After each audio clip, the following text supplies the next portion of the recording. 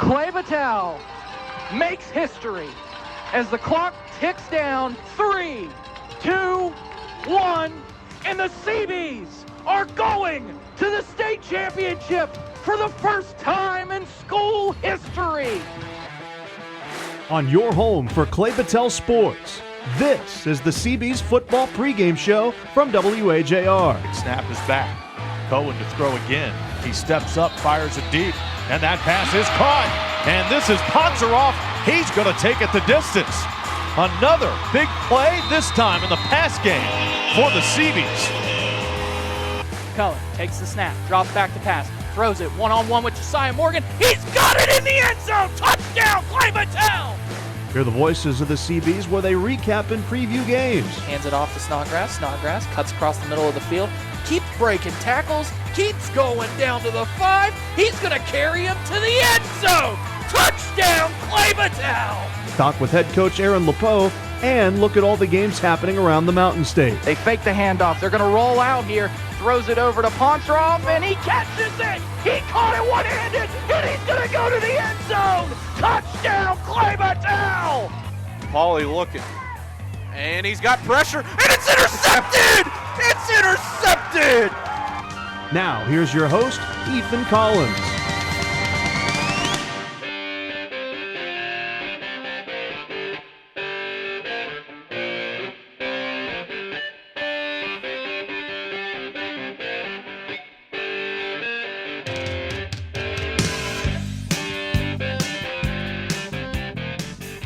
They didn't kick us out.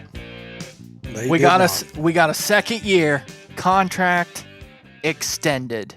Welcome to season 2 of the Clay Battelle football pregame show here on WAJR.com. Once again, as Luke said, I am your host, Ethan Collins. Joined alongside me is Chance Collins, my color commentator as always. Yes, relation. And Chance, we're back, baby. We are back. And best of all, Ethan, football season's back. Yeah. It feels good, doesn't it? It does. You can feel the weather changing out. It's hot. It was kind of cooler out today. It starts to get a little bit cooler in the evenings for sure.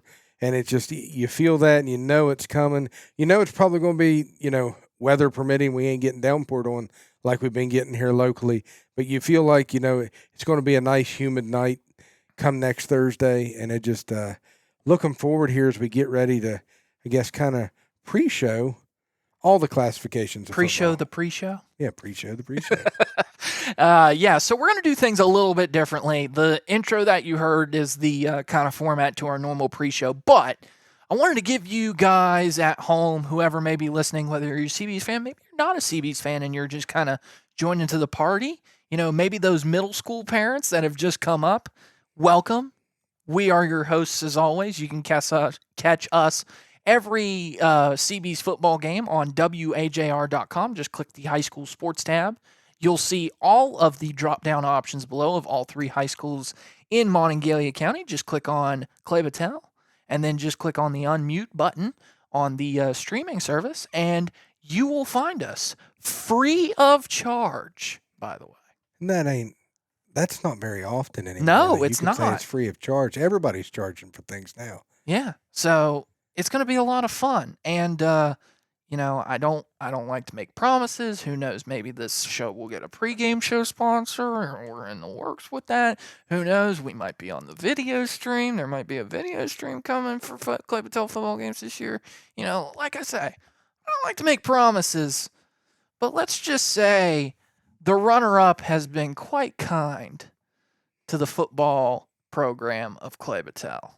It has, and we're hoping that this show, along with the Clay Battelle Seabees, will just bring consistency of keeping things at that higher level as we move forward. That is correct. So, like I say, we will do a class-by-class breakdown, sort of our main storylines, kind of wrap up what we saw on last season, and then we'll kind of go into the main storylines of the classification going into this new 2026 season. Then we go into our top 5 players that we each want to look out for in that classifications. And then, of course, it's everyone's favorite way too early predictions. And, I'm a Gen Zer. I like to do hot takes every now and again. I had to grow up on Stephen A. Smith, even though I might not like Stephen A. Smith on ESPN. But, it's full of hot takes. It's full of boastful opinions, and we're going to do that as well with some experts that we've gathered around Metro News. I mean, he may not be Pat McAfee, but he is like one of the 3 people still left at ESPN after a couple weeks ago. Well, he may not be. You never know. We might be coming in to replace him. We're free. They like that a lot better. Yeah, exactly. So, like I say, we'll do a hot take. We'll do a player of that class. And then, of course, we'll predict our future state champion. We'll work from big schools to small schools. So, Quad A is coming up next. Don't go anywhere. You are listening to the West Virginia High School football preview on the Clay Battelle CB's pregame show here on WAJR.com.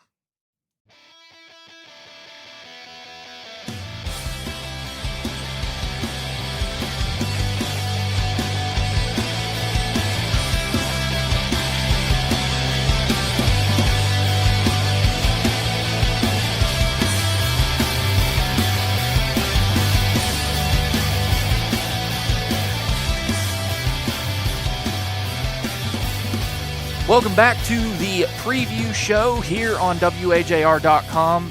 And joining us for our Quad A expert, you may know him as the previous voice of the CBs. However, I know him as the voice around the Eastern Panhandle. He is working at WEPM out of Martinsburg, and he also thinks that Jean Grey is a mass murderer. Welcome, Luke Wiggs. And I stand by that statement, but I am happy to be here.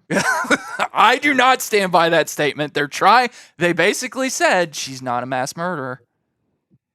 And everybody knows we need to believe the news and the media. Yeah, when the director has to come out and say that after the fact because people are not sure, that's how you know they did a good job on the story.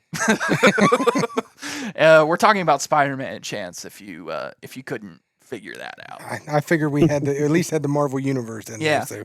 Sorry for spoilers anyway. But this is the Quad A preview, the first of our 4 classifications previews. I want to go from big school to small school.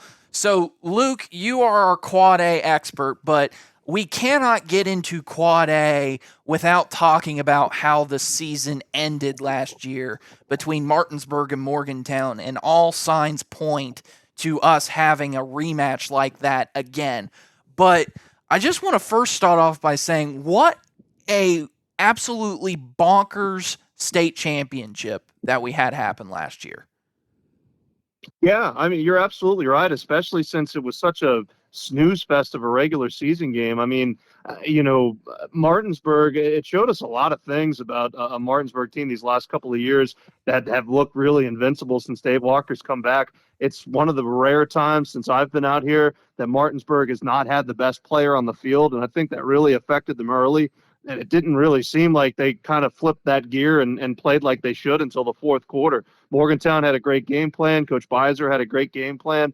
It was executed by arguably the best player in the state. So, you're right. I mean, I think a lot of people think that's what we're trending towards, but I think you all would agree with me that I would be just fine with watching that rematch because of how entertaining it was last year. 100%. And it's the best players in the state really coming together and putting on a show. It's kind of a shame that one was Friday afternoon, honestly.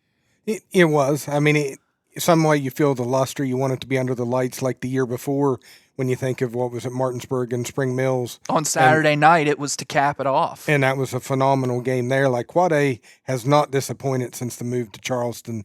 They'll be on Friday night this year. Is that where they're going? Yeah, because they rotate it each one. Because we talked about this. Martinsburg will probably have some guys who get to play on all 4 time slots, because if you go to the state championship all 4 years, you get to go to all 4 time slots. You get to play that. I mean, the thing I remember the most is I think it was play 3. Like, I'd heard about Twig all season long, and I wanted to see him. But I think it was play 3. One of them, they ran a slant pattern across the middle, and Twig laid the kid out. And you could hear it. I just went, like, the whole Morgantown sideline, you felt it, and it was like, okay, this is going to be different, is how I felt. Like, Spring Mills and Martinsburg done a phenomenal job the year before, but I kind of felt coming into it, a lot of people thought Martinsburg was going to roll them, and I really felt like that set the tone early that, hey, we're going to be here all 4 quarters. Let's see if you can handle it too. Not only that, Maddox Twig, correct me if I'm wrong, Luke, but Maddox Twig had only played both ways for about, I want to say the last quarter of the season. Yeah, and don't forget he was banged up in that game and had to leave for a couple of drives, and that's kind of when Martinsburg started to come back. But when they met in the regular season, and again, Martinsburg won that, I think it was 34-6. When they met in the regular season, he was A, not playing defense, and B, was not that big of a factor. He took it upon himself, and that's a sign of a great player, to be a much better version of himself offensively and then step up on defense, like you said, for a rare opportunity, and was great. And that's the thing about Twig. I'm sure we'll talk about him later as a talent. Like, he's athletic enough to not only play quarterback in college, but certainly be an elite defensive back, too. It reminds me a lot of the Seed kid, the WVU signed from the WEPM that can play on either side of the football. So, yeah, I mean, it was special watching him do something rare and play both ways, and until he got hurt, pretty much play every snap of that game. So we've kind of talked about the usual contenders and who we probably are looking to see go back to Charleston on Friday night. But I want to talk about the other guys. University, Jefferson, and Huntington are the next 3 that I kind of have in that tier. University, to me, could possibly be one of the most entertaining high schools to watch this entire season if you're just looking as a neutral to watch good football, especially on a college platform, and you're going to see a lot of passing. Would you agree? Oh, yeah, 100%. And I got to see University out here really briefly this past Saturday. They scrimmaged Hedgesville. But when you've got an Eric Snyder offense that wants to throw the ball around, you've got Helbig there. And it's a University team that can make a lot of noise. They've got 2 running backs they really trust in the backfield. And I went in Kaler and the other guy whose name completely escapes me right now. But they're just multiple. You know, when he took that job, all they could do was throw the ball all over the field. He got a better offensive line, gave his quarterback more time to throw. Now they've developed a running game. And I think you've got Megro coaching that defense. It's probably the best unit they've had since he's been there. So you're right. When you talk about the best of the rest, and since I'm out here in the Eastern Panhandle, I'm going to pump the brakes on Jefferson just because of, the inexperience. And even though Coach Hunter's been great these last couple of years, I really see that second tier as Huntington, George Washington, and University. And I think University has the most upside of that group. Yeah, so, that's a good point. Talk to me about Huntington. What do you see out of them? Obviously, they produce a lot of good athletes. We just saw one of their highly talented offensive linemen just re-sign one of the largest extensions in NFL offensive lineman history, and that's a huge accomplishment considering the fact of where he came from. What do you see about the Highlanders? Well, what I see is 18 years of Billy Seals, and Billy Seals doesn't lose. I mean, they went 9-3 last year and had no business, honestly, being upset by that University team. And I think that's something they've carried into this season. Now, everybody will scream at me for this. Losing Tavian Wilson is obviously a big deal, but I think that what he did at the quarterback position can be replaced. Obviously, that's not what he was going to college for. He was a great receiver, and him moving there was kind of a move out of necessity. And you put on top of that the Okonkwo brothers who are back at running back for them. I think that Huntington is going to look a lot different this year, rely on those athletes and that strength up front of the defensive side of the ball and play a little bit more ball control offensively. And I just think Coach Seals, I find it hard to believe that after all these years in a row of them practicing at least on Thanksgiving, that won't happen again this year. That's a very fair point. Chance? When I think of Huntington, like going back to University real quick, I will touch on this. Like watching some of the film I watched that I think, and I may pronounce the name wrong, but Kaylee Lewis, something like that, a 6'4" receiver that they got, like him on both sides of the ball was pretty fun to watch. When I think of Huntington, I think of a tone setter.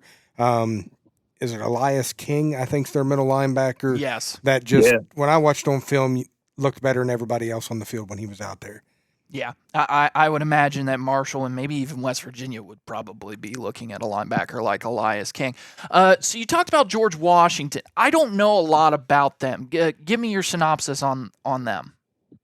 Ironically, it's kind of similar to Huntington because people are going to just kind of casually say, well, man, Cy Persinger was there for forever and he just graduated. So what are they going to be at the quarterback position? And I'll admit, I don't know. But similarly to Huntington, they've got 2 running backs there in Kai Martin and Jaden Black. Black, of course, had 1,000 yards as a freshman. I think that they're another team that's going to have two really talented backs, some good talent up front. I think they're big up front this year and will be able to run the ball in a way that I don't think people are going to expect. It's going to be interesting, this kind of north-south divide, this MSAC and EPAC divide and Quad A. It really feels like a lot of these really good teams up in the north are going to throw the ball around a lot. Twig's gotten better as a thrower. Helbig's better as a thrower. Wheeling Park's arguably their best quarterback their best player is their quarterback in Bordas. The teams out here are going to throw the ball around a little bit with Spring Mills and Martinsburg, but down south, I mean, it really seems like what's going to define these programs is some really good rushing attacks. I think you could say that about Woodrow. You could say it about Huntington. You could say it about GW. And so that's what stands out to me about the Patriots, their ability to run the football. I think Jaden Black, by the time he's said and done, is going to be one of the better running backs to come through the state.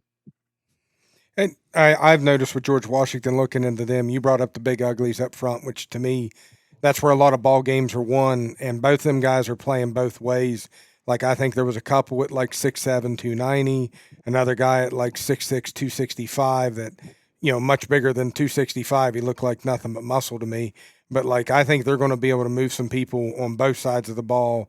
And as we all know, when it comes wintertime, sometimes them fancy offenses don't look near as good when the snow and the rain starts hitting, and all of a sudden you run into a team like George Washington that on paper you say should lose, and the next thing you know, they're doing 3.5 yards in a cloud of dust on you, and you can't throw the ball because of the weather. And that's exactly what happened to Huntington, isn't it? I mean, they fumbled the ball 3 times. University goes in and takes care of the ball. Even though they lost their starting quarterback in Helbig, they had to have basically an emergency QB and basically just grind it out to a victory and rely on their defense to keep getting turnovers. And I was going to say that's what you get with, I think, a team like George Washington. That's what they're going to be, the team that does that when we get to this colder weather in the playoffs.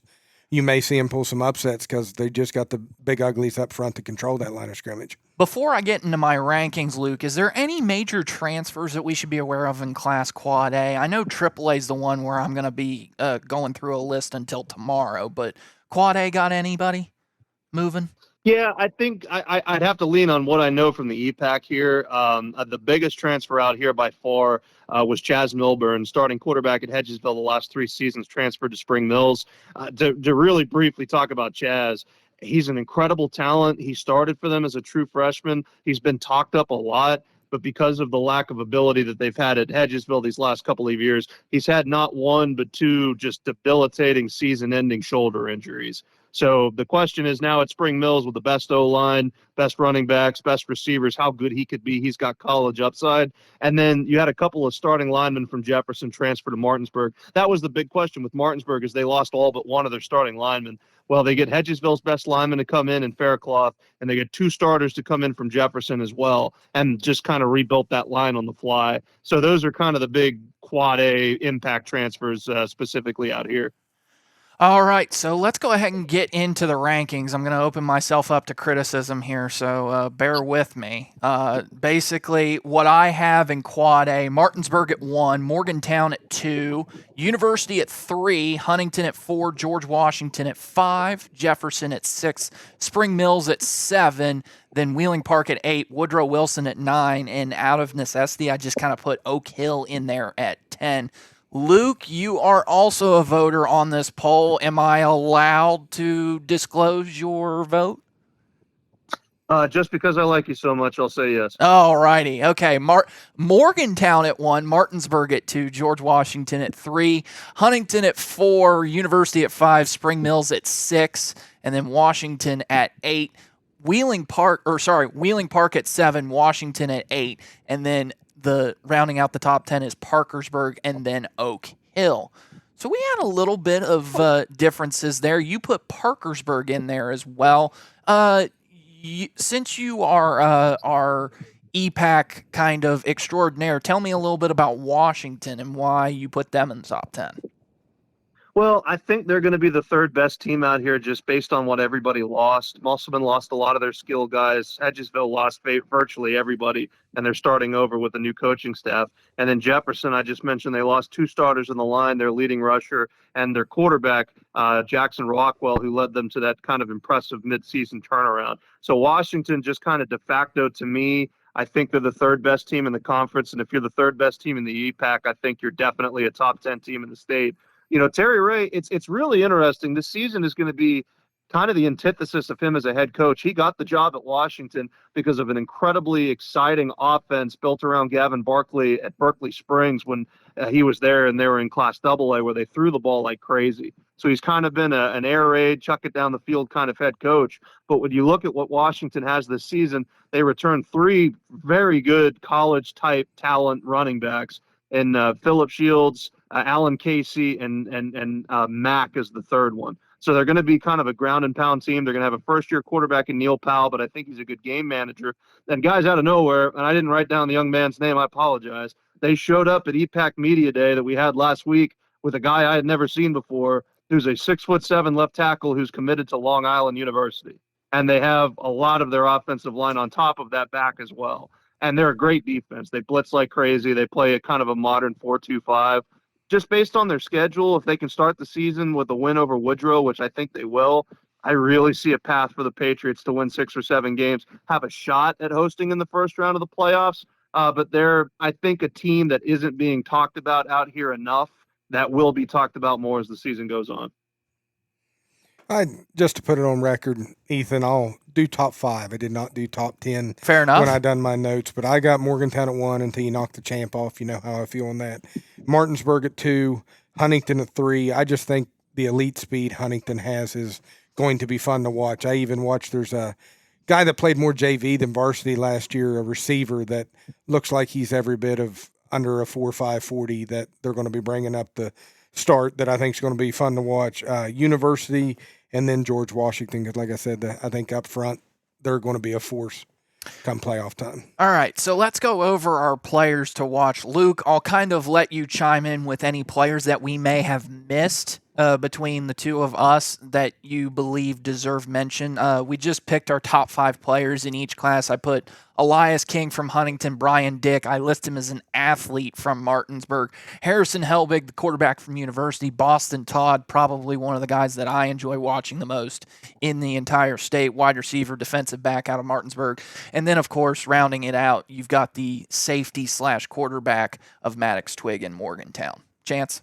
I done more of just players I'm looking forward to watching, Ethan, not necessarily saying the Well, you're going to be busy on players. Friday night, so I don't know if you're going to be doing a lot of watching of these guys. And that is. I mean, YouTube's a great thing, though. That is true.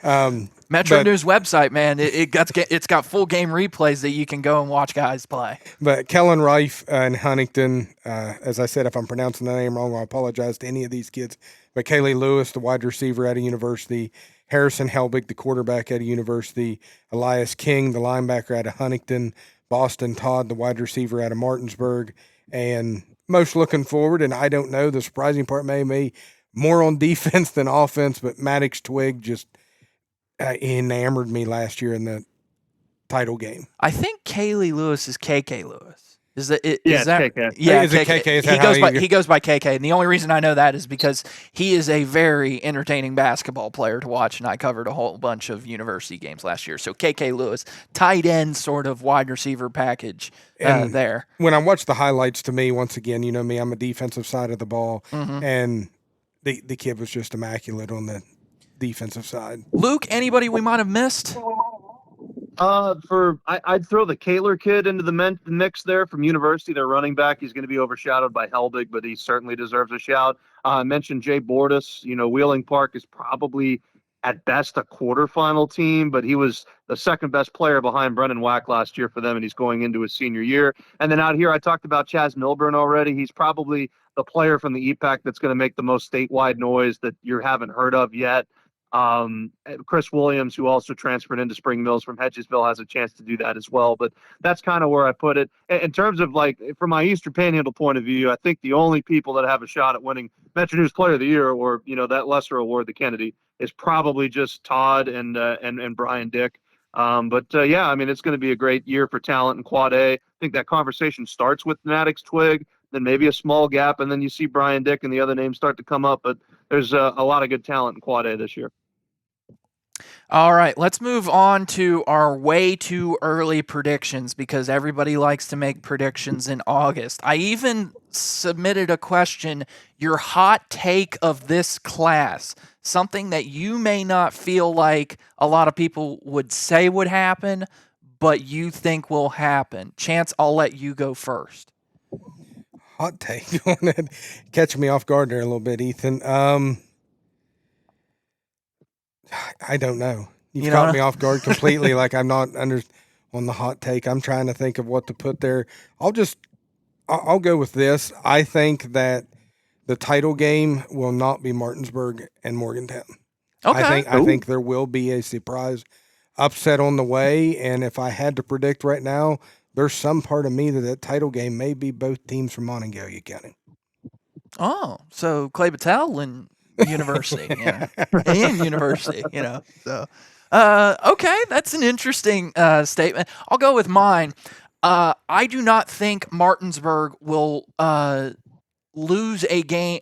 You could put them on a 20-point spread for every game that they play in West Virginia, and they will beat it. I do not think that they will lose a single game in West Virginia or win a game in West Virginia by less than 20 points. And they come to Morgantown, am I correct? That is correct. Yeah. Okay. And I'm still sticking with that statement because I think you poked the bear a little bit. That's an interesting hot take. That's what I will say. All right, Luke. Let me go in two different directions here. Hot take. I talked Washington already, so let me say Terry Ray, even though they aren't going to get a home playoff game in the first round, will be playing in the quarterfinals. I think that, again, Washington's a team that people aren't talking about that will at the end of the season. And I'll kind of flip your prediction about Martinsburg and go in a different direction. I think that Morgantown-Martinsburg game is going to be one of the most emotionally draining games ever at Pony Lewis Field. I think Morgantown wins the regular season matchup. And spoiler alert, because I'm sure this is something we're going to talk about later, they rematch in the state championship game, and Martinsburg beats them then. So that'll be my hot take. They split in the regular season, but Martinsburg wins the one that matters. So it's essentially the same thing that happened last year. They split in the regular season. It's just the results are flipped.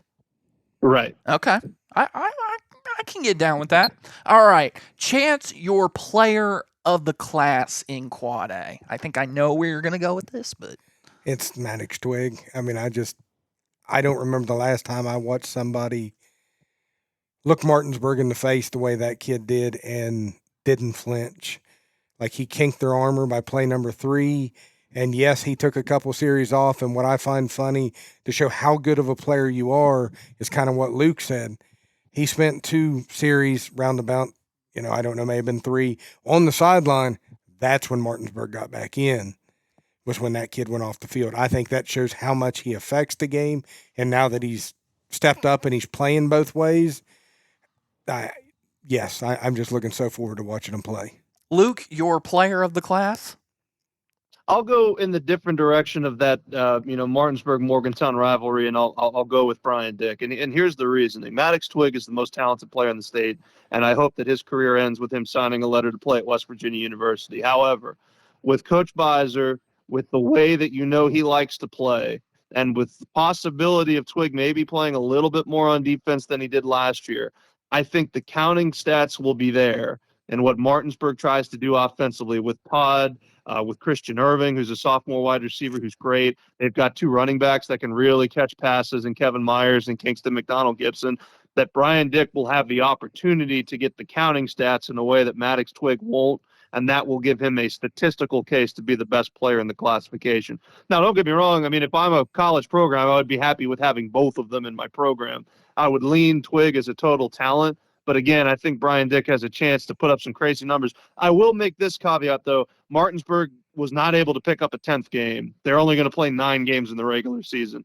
They've been trying to fill it, and I don't think they will. And they're playing a team from Canada again. That's how desperate they got. But I think that he'll have a more statistically impressive season. So that's why I would lean slightly in his direction. Just for the record, real quick, Ethan, I want to bring something up about one of my favorite schools. Since that comment was made, they say they can't get teams to play them, but maybe we can get Wheeling Central Catholic to go play Martinsburg. That would be fun. I would love to see that. Yeah. I'll go with another quarterback as well, and I'll go with the one that I talked about earlier in Harrison Helbig.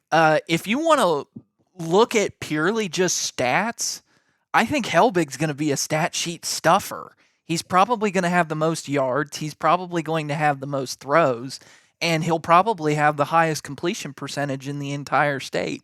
Give me Harrison Helbig to make a name for himself, throw for 2,000, maybe even 3,000 yards, possibly get himself into a American Conference, a group of 6 school that likes to throw the ball around.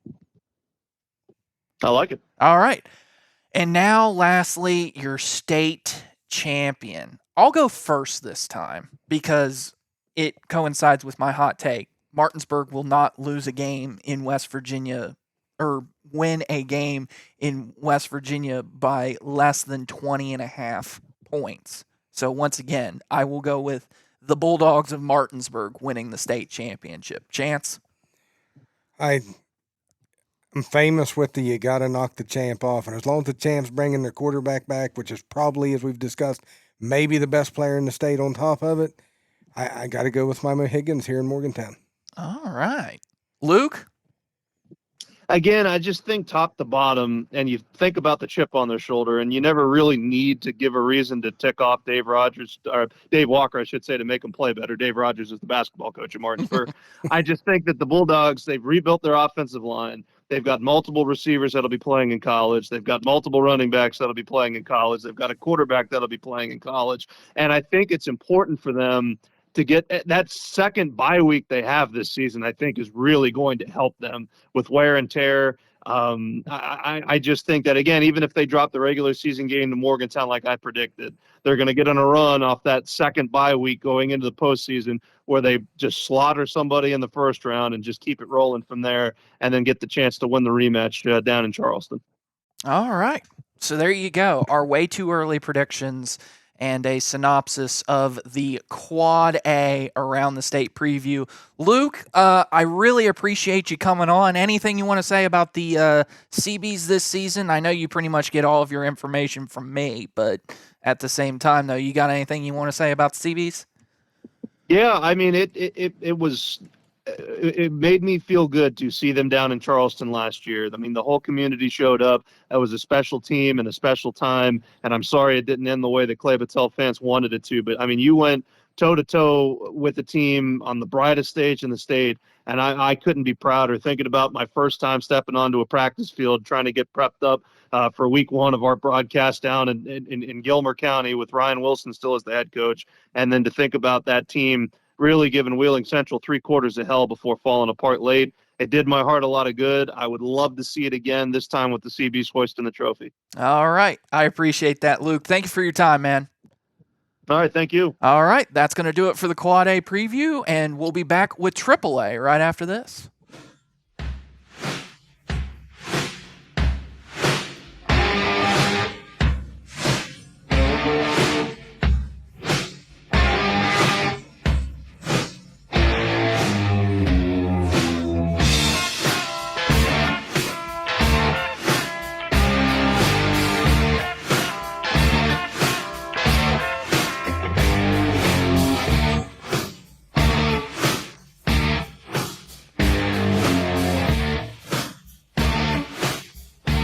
Welcome back to the pregame show here on WAJR.com. This is the AAA class preview, joined as always by Chance Collins. Chance? Still a pleasure to be here, Ethan. Yep, and joined for our expertise on the AAA class, we have the voice of the Bridgeport Indians. You might also know him if you went to Mountaineer games back in the day, the old PA announcer at Mountaineer Field, Travis Jones. Travis, how are you doing?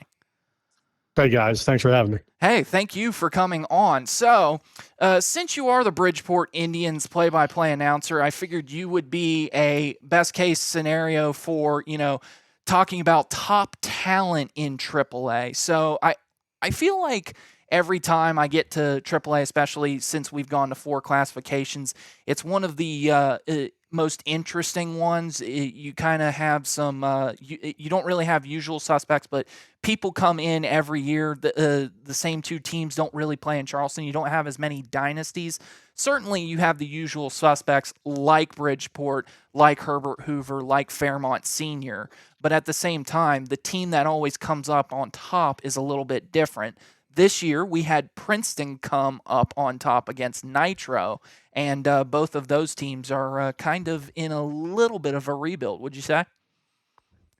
Yeah, I agree with you. I think AAA top to bottom may be the most competitive of the classes. At least, when you go into each year in AAA, at least since the recent reclassification and the adding of the fourth class, I do think that there is more competitiveness from maybe 1 through 6 than we see in the other classes. Although, you say that last year, it kind of went the way that perhaps we thought it was going to, outside of the Chapmanville upset of Bridgeport that you referred to, that I know we'll speak on. But, coming into this year, I think, again, if you look at really the top 6, there's some question marks with each of those teams in there, which kind of makes it interesting. And, if you want to put the defending state champion Princeton at the top spot going into the preseason in your poll, that would be understandable. But, certainly they have heavy graduation losses from last year. They got to replace their quarterback. They got to replace their top wide receiver and their top running back from last year, with Chance Barker moving on, and Brad Mosser, the Metro News Player of the Year, also now at WVU. And, they've got some questions there. Certainly Jake Belcher takes over at quarterback, but he moves from running back, and they're going to have to find a new top receiver. But certainly they've got one of the best linemen in the state in the Marshall commit, Landon Moore, who's going to kind of anchor that explosive offense. But, Princeton's been on a nice run here the last couple of years, going back to Dom Collins, and certainly, a lot of expectations on the Tigers to maintain that high level. But like you said, I do think AAA is kind of open. How's Hoover going to be with all those additions? How's that going to mesh? Chapmanville's got some players back from last year, but they got to replace some linemen from a year ago. Bridgeport, probably, if you look at the amount of returners in the class, they've got to be near the top of the list. Got their entire backfield back from a year ago, but they've got to find some new guys along the offensive line. So not unlike any other year, you go in, there's some questions that need to be answered, and those probably will get answered fairly quickly, at least from Bridgeport's standpoint, with Martinsburg looming in week 2. You got to imagine that Robert C. Byrd will never let Fairmont Senior live that first-round playoff upset down, would you, Chance? No. I mean, you talked about it. It'll probably be on T-shirts. The rematch will probably be highly dramatic and all that good stuff. But, okay, I want to talk about Herbert Hoover for a second. Do you think that they're probably going to need a from section in their roster when you list it? Because I'm looking at all those transfers, and it's honestly kind of like college football at this point. Yeah, and it's again, it's Joey Fields has added transfers before. This certainly is probably the most that we've seen on any given team. So I'm curious to see, guys, because honestly, this has not worked. It has not worked yet. It's hard to bring in that amount of outsiders really into your program and plug them in and have the whole thing mesh together. Early in the season, they had a scrimmage with a very, very good Ironton team in Ohio, one of the top teams, smaller schools in Ohio, but, were shut out 30-0 in that scrimmage. I know that, the meshing has taken a while. I've had some folks that saw them in 7-on-7s this summer, and they struggled in those a little bit with the continuity. And that, they get Fairmont Senior right off the bat. So I'm curious to see how it goes. Joey's an outstanding coach, and if anybody can piece that thing together and hold it together, it would be him. But again, I think they're swimming upstream a little bit because this typically has not worked. But we'll see. And Hoover's going to try it for sure. They've got a ton of talent. There's no question about that. They're the talent wise, one of the most talented rosters in all of the state, despite the class. I mean, you bring up like what hasn't worked as far as the transfers coming in and trying to gel them together. I'm going to ask you a little bit about what has worked, and that's that same offense Bridgeport runs. year in and year out that I love, that Ethan's not the biggest fan of. I didn't want you to bring that up with But- Travis because he'll let me hear about it. But, I mean, I absolutely love the offense. I'm a 3 yards in a cloud of dust type of guy. I love the big uglies up front. But one of the biggest things that got me that I didn't know about, and I mean, I kind of felt bad as the season went along leading into the Chapmanville game, that did shock me because I had Bridgeport to win it all. I feel like Bridgeport's one of them top competitors year in and year out in AAA. But how much was the loss of Gabe Martin, if I'm correct, if I have the two names correct, how much of a loss of him and Gavin Williams having to carry more of the workload do you feel was a hindrance to you guys in that Chapmanville game? Probably hurt you more on defense, honestly, because he's one of the top linebackers in the state that nobody has really heard of or talked about. And you're right, he got hurt in the Preston game, and really that was the first time in the Chapmanville game that you looked at it and thought, losing Gabe hurt you.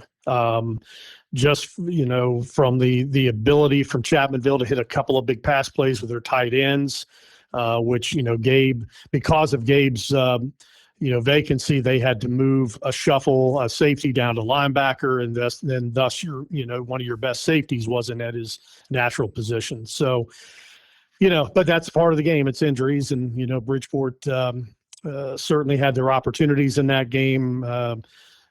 Fumbled the ball, gave Chapmanville, after they had scored, even more momentum. Then you go down to the end of the game. Bridgeport has them in a 4th down in the red zone, and instead of knocking down an interception that would have started that final drive at the 27, they pick it off and start at the 4, and they're up against it with timeouts, and the drive eventually stalls out at the Chapmanville 27-yard line. So, if you started at their 27, or your own 27 rather, instead of your own 4, who knows, maybe Bridgeport is able to advance. But sometimes I'm not going to say losses are always great, but I can tell you that that has really been a motivation for this team in the offseason to make sure that doesn't happen again. And, going back to the offense, it's the oldest offense in the history of football, the single wing, and there's technically no quarterback. But it is it's something that the kids embrace. It's something that now Bridgeport, the proof, or kind of the magic formula, if you will, for Bridgeport, through the years, no losing record since 1965, and they've won 11 state championships, has been, and they've run different variations. They were in the stick eye for years, then they went to more of a power pistol look, and since Tyler Ferris took over as offensive coordinator 6 years ago, now 5 years as head coach, they've gone to the single wing. But what hasn't changed is the blocking up front. And the fact that they run this system, all the way from the little guys all the way up. So by the time, if kid starts in Mighty Might, or now it's called Pee Wee, exclusively in Mountaineer Youth Football, but by the time they get to be a junior or senior, they know every position inside and out and how to play it, and what their responsibilities are each and every play. And they base and the other thing, guys, is that Bridgeport, I think, has one of the best line coaches in the state in John Cole, and he's notoriously good at taking an average line and getting the most talent that he possibly can out of it. And they're going to lean on that again, because if the losses this team did have offensively, it's certainly not, Gabe Martin, Gavin Williams, Eli Knight, they're all back, Aiden Gorby. But, offensively, particularly center, is a place that they're still trying to work to find a replacement. We know what that's like over at Clay Patel, too, to try and find a center. Yes, we're definitely trying to replace that. But what I found amazing is, I know, talking to Coach LePeau, we just started, if I'm correct, just last year, got a Pee Wee program running in Blacksville, Mm-hmm. and he's wanting to do kind of the same thing you talked about. They want to instill kind of the same offense, everything, and work it from Pee Wee up to where it's much more consistent. When you get to the high school level, everybody knows what everybody else is supposed to be doing. And you brought up the offense and defense of Bridgeport, but one of the most amazing stats looking in on AAA that I found out is that you have I believe it's your starting tailback, Gavin Williams, is like 48 of 49 on touchbacks, and pretty well done the same thing field goal wise. Like maybe he missed one all of last season or in his career. And what's that like to watch, where I know you guys methodically move the ball down the field And everybody wants to have that opportunity to get good field position to get back in, because you guys have probably taken 8 minutes off the clock in the drive, and then you line up with your starting tailback who's able to kick it 70 yards deep and no chance of getting returned. I thought that was impressive stats for Gavin. Yeah, and that's his future. He's already got a couple of kicking offers at college. His only Division I offer at this point is Elon, but I know West Virginia's had multiple conversations with him, which with this new Division I scholarship deal probably wouldn't be a scholarship, but he certainly would have a walk-on offer, which there's no walk-ons anymore. Everybody gets something, but it all counts against your number. But he's just a special athlete. There's no ifs, ands, or buts about that. When you look at what he's done in his career, he's going to finish probably in the top 5 all-time in school history in rushing if he stays healthy this year. And his leg's actually stronger than it was last year. I watched him in practice the other day, and he kicked. I watched him kick off 10 times. He put 9 out of the back of the end zone. And honestly, he's a better punter than he is anything else. And Bridgeport punted twice last year. So that's incredible. He's not even able to do what he's best at, and that's punt the ball. And what's funny is they have Jalen Brown, who is a rising senior place kicker, who his brother Wes Brown was one of the best players on the state championship team a couple of years ago. Jalen probably will end up doing a lot of the kicking. If Gavin rips off an 80-yard touchdown run, they'll send Jalen out there to kick the extra point. So they've got some flexibility in there, and having 2 very capable kickers. So that's just a nice problem to have. There's been, Bridgeport's been pretty lucky with their kickers over the years, but there has been a couple of seasons that we've gone in and not been able to, or not had an heir apparent or somebody that was a no-brainer kicker, and they'd had to find. Actually pulled a couple guys off the soccer team in the not too distant past. So, just one of the aspects I think to this team, and to watch Gavin and see where he ends up, and whoever gets him certainly is going to get a terrific athlete, and a guy that's very good on the basketball floor, the football field, and he actually ran track for the first time in his career this past spring as well. Yeah, it's pretty incredible. Bridgeport's kicking opportunities right now are better than some Division I colleges, and certainly some Division II and definitely Division III. But we'll move on here to Fairmont Senior. I know they're probably going to rely a lot on the success of Anthony Smith, the transfer from Pennsylvania, who's coming in for his senior year. He did return. What are you expecting out of the Polar Bears this season? Yeah, I mean, Smith's obviously very good. I think the question with Fairmont is Smith can throw it, but who's going to catch it? Has been their biggest issue. They really got wiped out in their receiving department. Had a good receiver returning, but lost him to transfer to Morgantown. So I actually just saw Fairmont Senior at the North Marion Grittorama a couple of weeks back, and they struggle. They struggle to throw the ball. They're struggling to catch the ball. They're struggling to run the ball a little bit. So I think they're really a work in progress, and they're going to have to keep Anthony Smith upright, because he is a good quarterback. He's definitely not a running quarterback. He's elusive enough to avoid the rush, but he's not going to beat you with he wants to beat you with his arm and not with his legs. And I know we keep talking about the Hoover game, but I think that's you look at Fairmont's schedule, it's challenging. It is challenging. I mean, this team very easily could be a good football team and wind up 6-4. That's a real possibility for them. And, they've got a huge game. You mentioned the Bird game. I know that's going to be a big one for them. And also North Marion, the Huskies, who, have all the looks of a top 10, top 5 team by the year's end. They've got a lighter schedule, so I could see them very easily going 9-1, or perhaps running the table with a win over Fairmont Senior. But the Huskies have to get that polar bear monkey off their back first. And I think that Darren Hayes probably feels like this is his best shot since probably the state championship game to beat the Polar Bears. Does South Charleston make any noise this year? Do you think they're set up with an opportunity to surprise some people? Yeah, there's a little bit of buzz about them.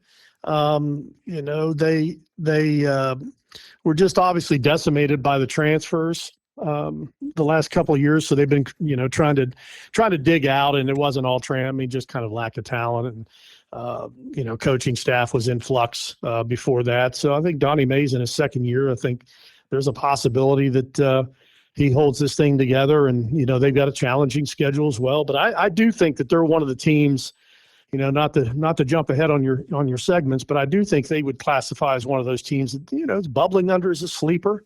I think Greenbrier East is another team in AAA that might surprise some people this year. They're young in spots, but I think they're a talented team. They might be a couple years away from perhaps cracking the top five. But Elkins is another team, as I mentioned, that I think is one that's got a possibility set up with their schedule and the way they run the football. They're kind of in the mold of Bridgeport. They like to run the ball and establish and be the most physical team. So I do think that the Tigers also are a team that's pretty set up to run the table. And even with, unfortunately, even if they would go undefeated with their schedule, they're looking at probably one home playoff game.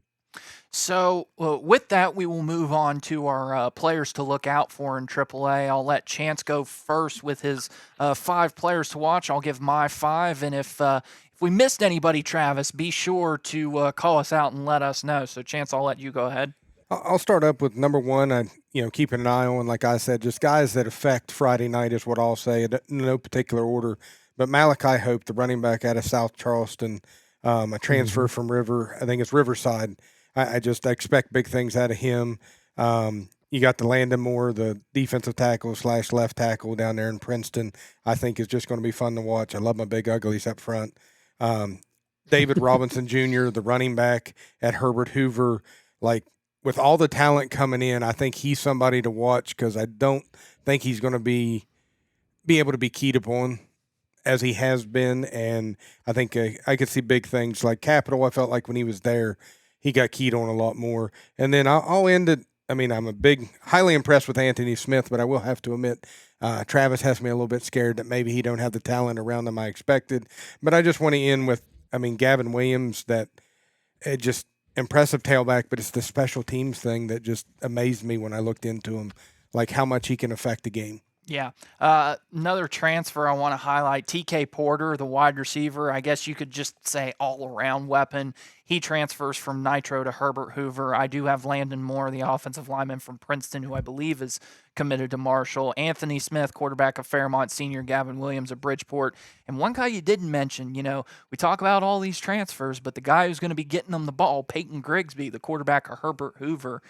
If you look in terms of stat sheet stuffer, I think he's possibly going to be one of the best players in this class. That's interesting to think about. I'll add you one. Okay. Quarterback Chapmanville, Dakota Dalton, 27 touchdowns passing last year. I think he ran for 10 more as a sophomore. And he's got I mentioned some of their graduation losses, but he's got some interior protection coming back for them from a year ago. David Browning is back, tight end for them out on the edge, and I know that up front they've got a couple of standouts. Jackson Topping is back as well. He had over 100 tackles in 2025. So I do think while Chapmanville's got a couple of replacements to find there, they certainly will hang their hat on their returning quarterback and Dakota Dalton. Before we go into our way too early predictions, since I'm on the Metro News preseason poll, I'll go ahead and disclose my vote and open it up for criticism. AAA, I have Herbert Hoover at 1, Bridgeport at 2, Fairmont Senior 3, although Travis is making me feel a little bit iffy about it, Greenbrier East at 4, and then we have Spring Valley at 5, North Marion at 6, South Charleston at 7, Princeton all the way down at 8, and then I have Chapmanville at 9, and then Winfield at 10. I had made 5 teams each, and as you told me to kind of predict, I'm going to flip-flop my 1 and 2 after hearing Travis talk, and I'm going to go with Bridgeport at 1, move Herbert Hoover back down to 2, Princeton at 3. I had Fairmont Senior at 4. I mean, I admit I'm getting iffy at this point in time too, but the shocking team I got probably at 5th is I believe the win over Fairmont Senior last year is going to lift Robert C. Byrd to a level that they haven't seen in a while. And that quarterback, I'm a big fan of the quarterback. Travis, any discrepancies? Yeah, Isaiah. Yeah. No, I think Bird's interesting. We didn't touch much on them. So Isaiah Heflin, who had an outstanding season for them last year, was in the transfer portal, if you will. I know that he was rumored to be going to North Marion. It didn't happen. He came back to Bird. Junior Smith, who's also an outstanding athlete for them, who's had some injury issues during his career. He's returned to RCB after being rumored to be on the transfer trail. So he's back there as well. Bird's numbers are up. They had a freshman team last year for the first time and maybe ever. And they're still fairly healthy with numbers. I think they were in the mid 50s when camp started. Well, I think they're probably fringe top 10 at this point. They've got some linemen, work to do there. But I do think that they're a program that's on the rise. And, the consolidation of Liberty, although, some of those Liberty kids went to Doddridge County and a smattering went to Lincoln. I do think that that's going to help RCB in terms of just their numbers this year. So, yeah, I definitely think they're a team that deserves mention as a team to watch. Kaiser also is another one I'll put in there. Kaiser kind of when Sean Beiser left, they dipped a little bit, but I think they're a team that's also coming back on the rise over there. They've been in the shadow of Frankfurt here recently, but that's a very good football program at Kaiser. So, way too early predictions. We start out with our hot take of this class, something that you think might happen that isn't very popular in the public opinion. I will go first because mine's a little bit complicated. I think there will only be one Kanawha County school that hosts a playoff game this year. You mean in all classes? Yes. Or AAA? Okay. I'm assuming that's George Washington. Oh, okay. No, sorry. Okay, there we go. Yeah, only in AAA. Only in AAA. Okay. All right. I don't know that there'll be. Because I don't know if Capital's going to make the playoffs. I don't know if South Charleston's going to host, and Nitro is. You guys, we didn't even talk about Nitro. I mean, here's a team that played for a state championship last year, and there was question whether or not they were going to have enough for a team this year. I mean, that they do. But I mean, there was some question going into the summer whether or not they were going to have enough to field a team. Now, would that have been a crazy story? Yeah. And I will bring my hot take in because Ethan knows where I'm going to go with this. I kind of brought it up yesterday a little bit. I have a favorite team in the state of West Virginia that I absolutely love to death, but my hot take will be is that there will be a single A team that knocks off a triple A team that we just talked about, and that is I think Wheeling Central Catholic will beat Nitro. I don't think that's a hot take anymore based off what Travis just said. He did, but I'm still going to go there because it's that single A and triple A like it used to be. I think it's the difference we've got now with 4 classifications is you've kind of grown. The classes are closer together at times. Like you would have never, I feel like, put a single A over a triple A team when there was 3 classifications. But I feel like that has changed now. It's almost like you had the answers to a cheat sheet on a test. You didn't even study for it. You just have the answers, and that's why you picked Wheeling Central. After what Travis just said, with their numbers, I think it's likely as what you just said. I can say, Travis, like your information, I did not know that, but this is a discussion that me and Ethan had already had, and we'd both agreed upon the point that we feel that was a high possibility of happening. Like I do believe Wheeling Central Catholic is going to be good like they always are. And they've got some great talent coming back. That their quarterback down there, if I pronounce his name right, Cusick, I think's his name, but he is Nico Cusick. Yeah, he is a phenomenal athlete. And with Nitro losing what they lost, I'd mark that one on my calendar as one that, I think we're announcing a game that night in Clay Battelle, but at the same time, I'll be watching the score sheet just to kind of see what's going on. I did hear that Martinsburg. Yeah, and I agree with you. I think there is Oh, sorry. I was just going to say, I do think there's a possibility that Nitro goes winless in a year after they played for a state championship. I do think that that's a possibility. Has that ever happened? I mean, I don't. You'd have Winless, to. probably not. Bad season, sure. But I'm not sure. We'd have to go back and look through the annals. Yeah, through the records and stuff like that. I was honestly going to try and see if I could figure out when was the last time a team that made the state championship didn't make the playoffs the last year in any classification. But I mean, that's just incredible. The kind of fall from Nitro. I was going to say, Travis, I know Wheeling Martinsburg is looking for a game because they only scheduled 9, so maybe we can get Wheeling Central Catholic to schedule them as well and see how their quad A I record. think they would play them. Yeah, I don't think Martinsburg would agree to that, but I do think Wheeling Central would welcome that. It would help them points wise for sure. The other thing I just wanted to bring up to you guys that I think is of worth noting this offseason is, we've had a little bit of, we've had a lot of overhaul in the SSAC office recently, and Jason Bankston, the former Cabell Midland athletic director, has taken over as compliance and really all things rules and rules enforcement. And I do think it's interesting that we have seen more enforcement of the SSAC rules this offseason than we've had in a while. So, you've got the case of, the Parkersburg South head coach being suspended for both scrimmages and the season opening game because of illegal contact that took place during the instructional period. Also had another instance of a coach being suspended for one scrimmage game for that. And not reported, but verified by a couple of sources. Joey Fields has been suspended for a game he basically self-reported a recruiting violation and reported himself and was suspended. Now, the only weird thing about that is apparently if you self-report, you're able to pick which game you're going to be suspended for, and he selected the Nitro game.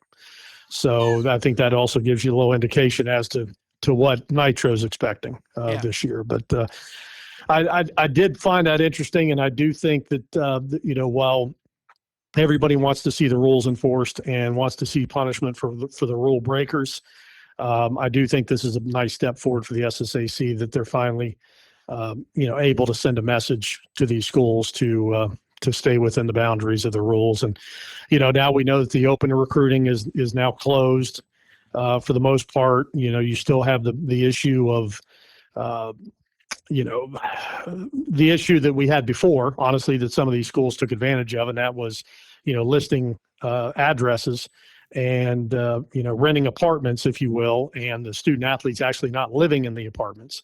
So I don't know how they're going to police that, if they're going to just leave it up to the schools. It would be my guess. But surprise visit to the residency or something like that. I just don't.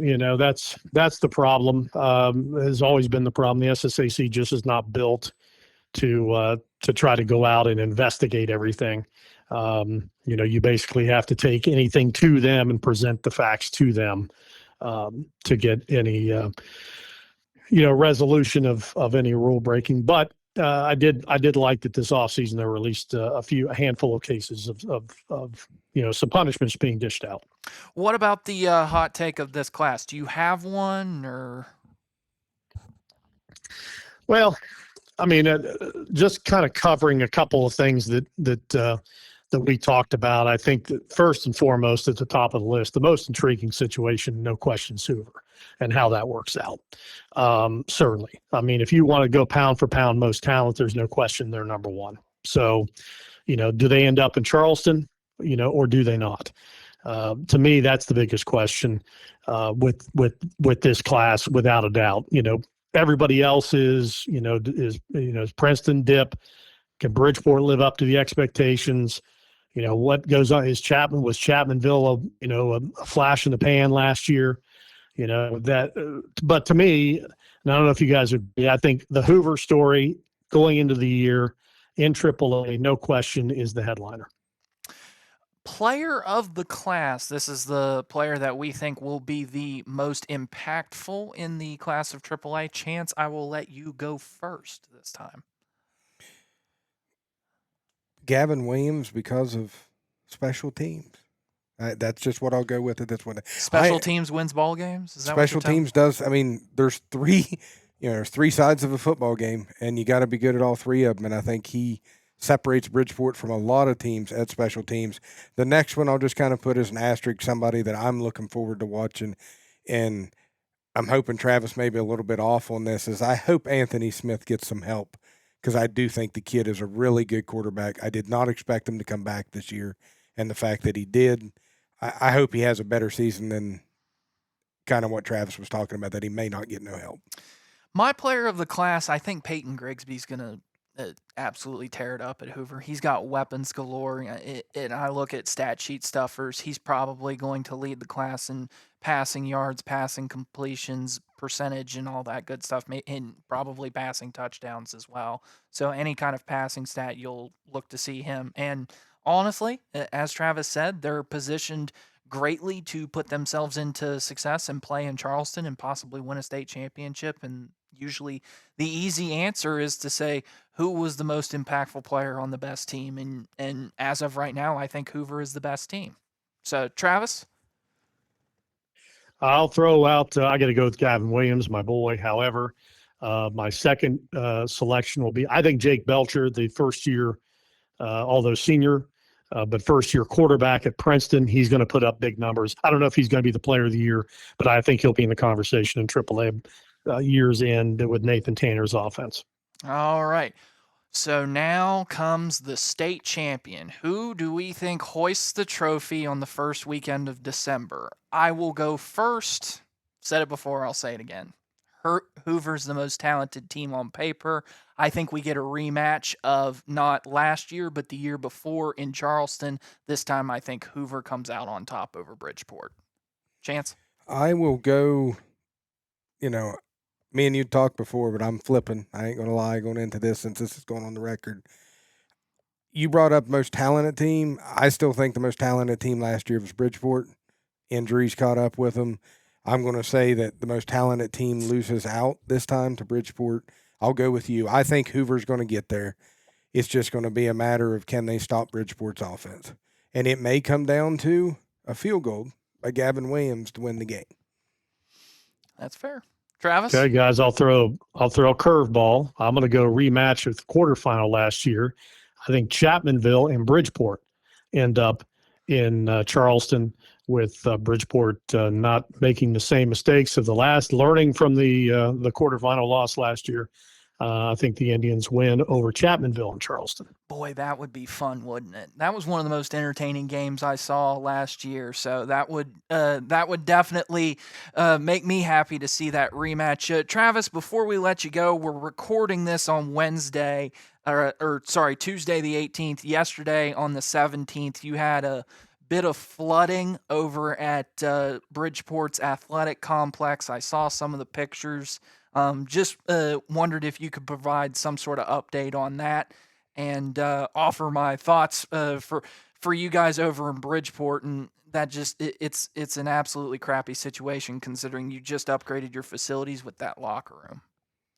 Yeah, it's life in the flood zone, though. I've been around 34 years. This is the fourth flood that I've seen that covered and got feet of water. Plus, it ended up cresting at about 3.5, 4 feet in the field house. So we've learned the lessons over the years: what flooring we can put in, what flooring we can't put in.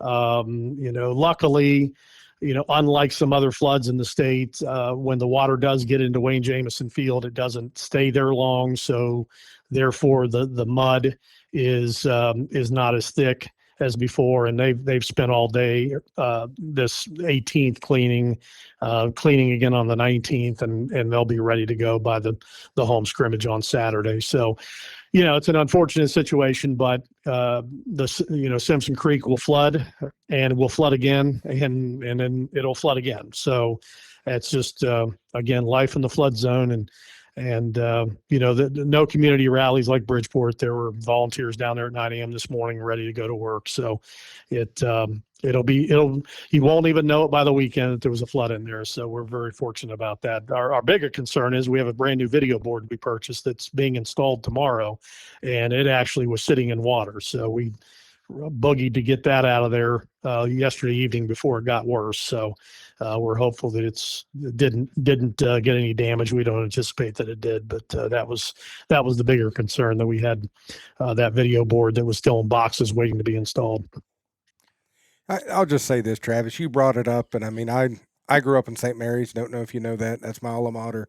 But grew up watching Bridgeport. I can remember you guys winning a championship. This is probably going all the way back to like sometime in the mid 80s. I remember watching, I think at Twin Oaks on a big screen TV. But that community up there, from my time living in St. Mary's to living in Fairmont to living in Morgantown, has always amazed me how well that community comes out and helps out your guys' sports programs. I've had some daughters running track lately and made it to some middle school track events, and just even like you said, the amount of volunteers even showing up for middle school, it's just lovely to see, I'll say, a community like that coming together. And like you said, you won't know it flooded in a couple of days, and it is because of the dedication of those people in that area, that some of them don't even have a kid in the fight. You know what I mean? They just love the community.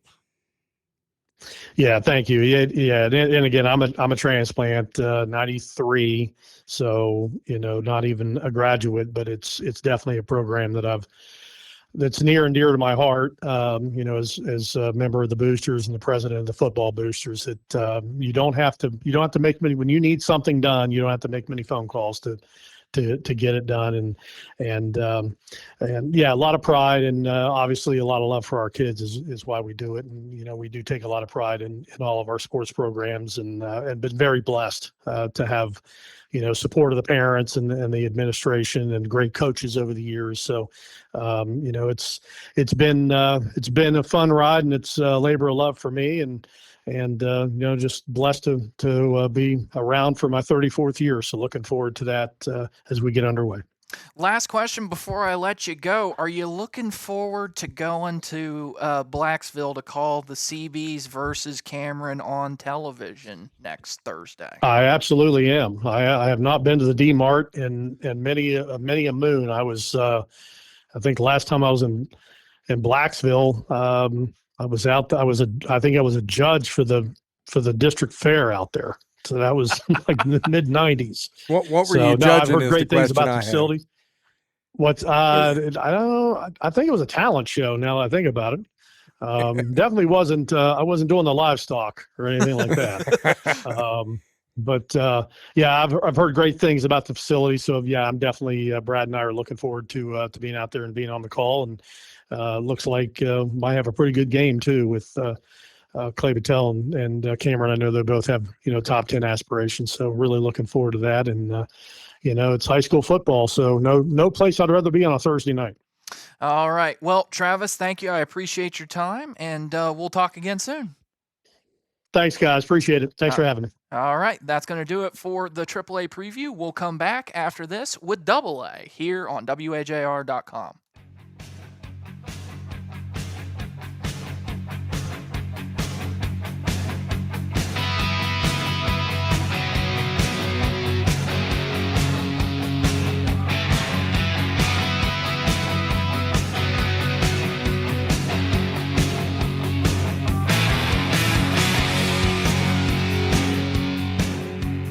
Welcome back to the pregame show here on WAJR.com, where we are talking Class AA. I am your host, Ethan Collins. Joined alongside me, as always, is Chance Collins, and our AA expert. He came with us to the AA preview show when we were talking the playoffs. He is my former boss at U92, or as he likes to refer to it, as a mentor, Alex Wiederspiel, the voice of the South Harrison. Is it Skyhawks or is it just Hawks? No, just the Hawks. Just the Hawks. All right. Alex, how are you doing? I'm good. And yes, mentor preferred, boss, I don't know about, but mentor preferred. And I will say, I'd have to go back and check the tape, but last year I had some surprisingly good takes that I will only probably ever get right once.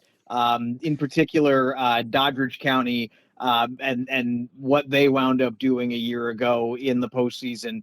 I was let's just say I was met with resistance when I said that they could make a deep run, and in fact they did. And as has been pointed out to me, even if you look at their loss to Frankfurt last year, that was a game that's probably actually the score actually flattered Frankfurt a little bit. So that will forever be my claim to fame, is I was the guy who believed in Doddridge County more than anybody else in AA. That's fair, but you also are talking to a Williamstown and St. Mary's graduate, so anytime you give Doddridge County a little bit of flowers, you're going to be met with some resistance. I will say, you also did, I'm pretty sure you did call Clay County upsetting Roane County, if I'm not mistaken. I did call that, but I will note one thing I didn't know at the time. I called it for very different reasons. So I have to at least be honest about what I didn't know. I did not know how banged up Roane County was going into that game, which of course had a huge impact on the final score of that one, because I thought this was a game where, in my mind, Clay County could do some damage. There was plenty of reason to think that they could upset that Roane County team, but 32 points is a lot. That's a crazy, like, I don't remember the last time, and we could go back, I'm sure, at some point off air and try to figure it out. The last time that we had such a lopsided upset, I honestly, in the first round, I do not remember. And I believe, if I'm not mistaken, Alex did say, I know I'm on AA, but watch out for RCB against Fairmont Senior. And we thought you were just absolutely insane. So that's a good memory. That's a real good memory. So now, you didn't call them upsetting, I will say that, but you did say that they would give Fairmont Senior a game. So Alex Nostradamus Wiederspiel, congratulations, and your reward is to come back on the pregame show and do a little bit more hot takes. So, and now Ethan, that we have established that, prepare for me to get nothing right over the course of these next 20 minutes. I'm giving you fair warning. That is totally fair. But I do want to establish one storyline that we also didn't touch on from last year. That was one of the most awesome, wild finishes in a state championship game I might have ever seen. Bluefield takes the lead late. They get a 2-point conversion to take the lead. You think the game is settled, done, and dusted, because Frankfurt primarily runs the ball, and they've only got less than a minute left. It was a weird game, and then Frankfurt pulls out a trick play that they put into their offense a week before the state championship game.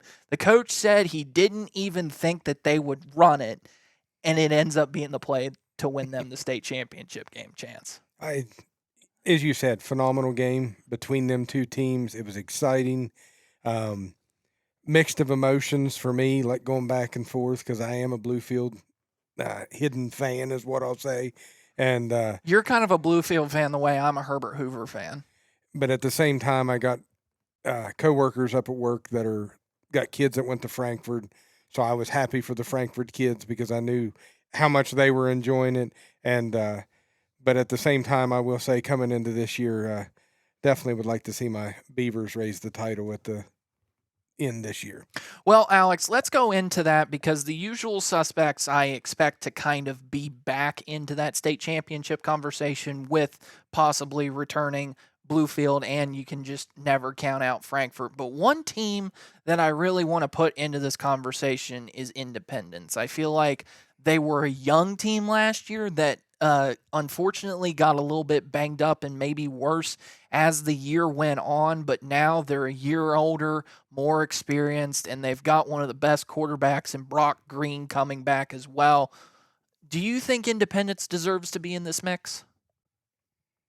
I think yes, mainly because the team you're describing still won 9 games last year in spite of that. Now, obviously the losing at home I think, to Doddridge County, and I'm not really. I say I think this is a direct quote from the coach, but they've got a sour taste in their mouth as a result of that game, the way the season ended, and I think for that reason alone, you're looking at a group that's going to be hungry. They're going to be motivated, and I think that will play a huge role. The thing worth noting, and Joe Bricado kind of touched on this in his preview up at WVMetroNews.com, they've got a brutal schedule this year. So, and listen, there's nothing wrong. There is nothing wrong with that. There are teams who will tell you it is better to test yourself because you need to be battle tested and ready by the playoffs, right? Like that is the entire point, that if you think you're going to get in, and in truth, we live in an era where it's much easier to get in than it's ever been in any classification, and that includes the ones that are the biggest. You still have to stay healthy, as you noted, going through pretty brutal schedule that Independence has. I'm trying to bring it up in front of me, but I think that's sort of the part that I'm most curious about is, does the schedule beat them up too much so that they're in the same position they were in a year ago? Or does it build the kind of depth that it actually takes to win championships a la Frankfurt? So I have the schedule brought up. I will read it off to you, both Alex and Chance. I'm not sure who these first three opponents are: Armstrong, ACS, and Cardozo. But you ready for these? At Mingo Central, at Bluefield, James Monroe at home, at Westside, at Lindsley, at Frankfurt, and at Greenbrier East. That, you're right, Alex. That is absolutely brutal. After you read that off to me, I'm pretty sure the athletic director will be looking for a job at the end of the year after scheduling that schedule together like that. There's no way in the world you can bring him back. That's just brutal. How many was that? 4 games on the road? What is this? The SEC of high school football schedules in West Virginia? That's a brutal schedule. So, but yeah, I still think from I don't know anything about the out-of-state teams. Like, how many out-of-state teams did you say there were? 3: Armstrong, ACS, and Cardozo. If you give me a little bit of time, I can look up each one of them's records from last year. Looking at Armstrong's record, they went 4-7 last year, so not a great team there. I think the second one is Ambassador Christian. I think that's what that stands for in North Carolina. You are correct. So let me pull up theirs. How did you know that, by the way? Oh, come on, let's not spoil the surprise. Okay, 5-4-1. I don't want people. I don't have magic powers. I have access to a computer. And that's fair. Quick with research. Cardozo went 0-7 last year, but they do have one of the best names out there, and it's the Cardozo Clerks, if I'm reading it correctly. What state are they out of? Washington, D.C. Oh, interesting. Okay. So 3 teams out of state, one of them with a winning record, and it's just above 500. So you would kind of think that they would start off 3-0. And hey, I mean, if you start off 3-0 against this kind of brutal of a schedule, I mean, I think they have the talent to beat Mingo Central at Mingo Central, but they're one of the top, we'll talk about them later, but I think Mingo Central's one of the top teams to make a big step up from last year into this year as well.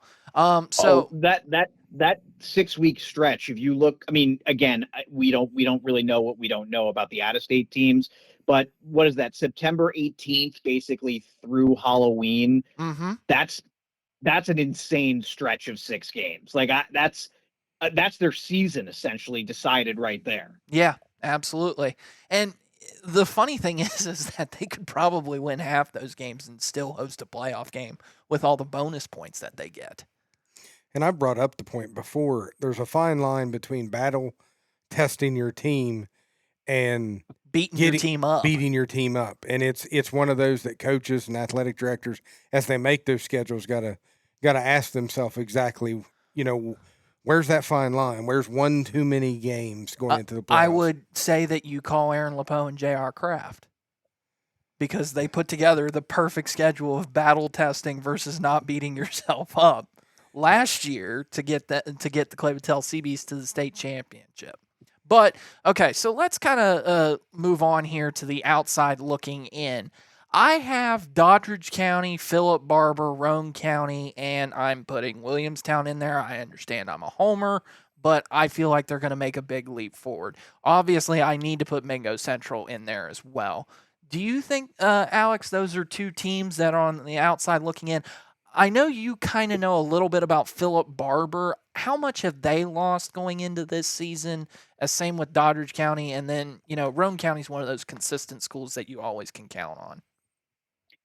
Yeah, and again with Roane, I think we're kind of asking the question is just, can they just be healthy when the playoffs come? That was a huge story for them last year. So Doddridge and Philip Barber, I would expect Philip Barber to take a small step back, but they're in kind of a curious spot because they are aware of sort of the past. I don't want to use the term allegations because that makes it sound bad, but like in the sports sense of allegations, they're aware that in the past, they're sort of the program that maybe they'd have a good year every now and then. And, when all the seniors came together, and then that was kind of that, right? And then they'd go back to irrelevance for a while. That has not been the case under Nick Maley, and I think that there's a real sense of responsibility right now at Philip Barber, where these guys, and he's obviously now gone through an entire class at this point, but these guys, I think from my understanding of their culture, have a real belief that it is sort of their responsibility to keep this thing going. And Philip Barber was explosive last year. I don't know that they'll be as explosive this year. They lost a fair bit of talent on the outside, but I still look at them and see that's the feeders. All the schools are feeding in Barber County into Philip Barber, and they've got a coach who understands the importance of consistency. So I think they're probably maxed out where you have them, but I don't think, if this makes sense, I don't think their floor is wildly lower than their ceiling. So I think, I'm not going to necessarily look at this as a potential state title team or state title contender, but they just came off the deepest run in program history. And I think inside the program, there is a sense of understanding that they have zero interest in taking a step back, which is funny because that's sort of how I would describe Doddridge County, but I think they've actually kind of assembly lined it a little bit more. One of the things Doddridge County does so well every single year, their defense every year is going to put up a pack of shutouts one way or another. They are going to get a bunch of guys, young guys, experience, and they're going to be ready for the postseason as a result of that, and a lot deeper because they're able to get guys rest and they're able to get younger guys playing time. The big question with Doddridge County is always, and I'm a big hockey guy, so I always go back to the well with hockey. I kind of compare them to the team that just won the Stanley Cup, the Carolina Hurricanes. But the charges against the Hurricanes before they finally won the Stanley Cup was, hey, this is a great regular season team. They absolutely know exactly what they need to do to go to the playoffs. They're basically a lock every year to do it because that's how consistent they are and that's how well they play their system. But is there enough top-end game-breaking talent at the very, very top? Now, in the case of the Carolina Hurricanes, they had, I guess, what you would call a favorable playoff path this year, and that worked out for them. I guess the question with Doddridge County is, can something similar occur for them? Or conversely, do they develop the type of game-breaking weapons that a team like Frankfurt has that ultimately puts you over the top?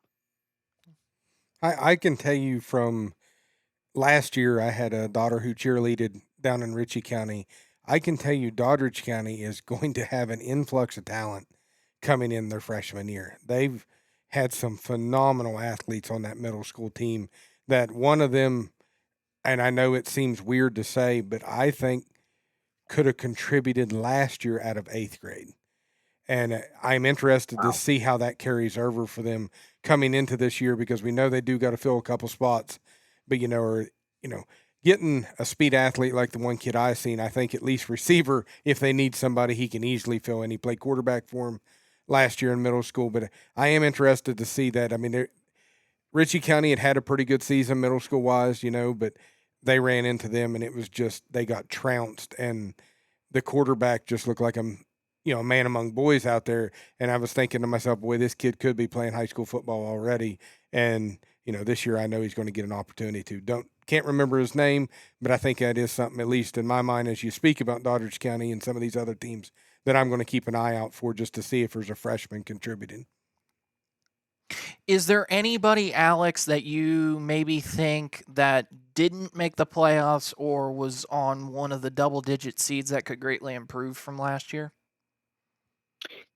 It's tough. It's always tough year over year. And one of the teams, it'll really depend. And I haven't actually done any research on them yet, but the trajectory that Braxton County was on last year and the last couple of years has been remarkable. And of course, their coaching situation obviously was a concern. You get suspended in the middle of the year last year. That's a problem. So I don't know how much I'm willing to buy into Braxton County. Tyler Consolidated is another one that I was really surprised by how it ended, because they were essentially in control of their own destiny walking into the final 3 weeks of the season. They get a win over a decent Oak Glen team. They had won 3 in a row, including 2 on the road. They beat Cameron, I might add. And I know that that's a classification down, but that is not a bad win for any AA school to beat Cameron. But then in a span of 3 weeks to end the season, you lose to South Harrison at home by 8 points.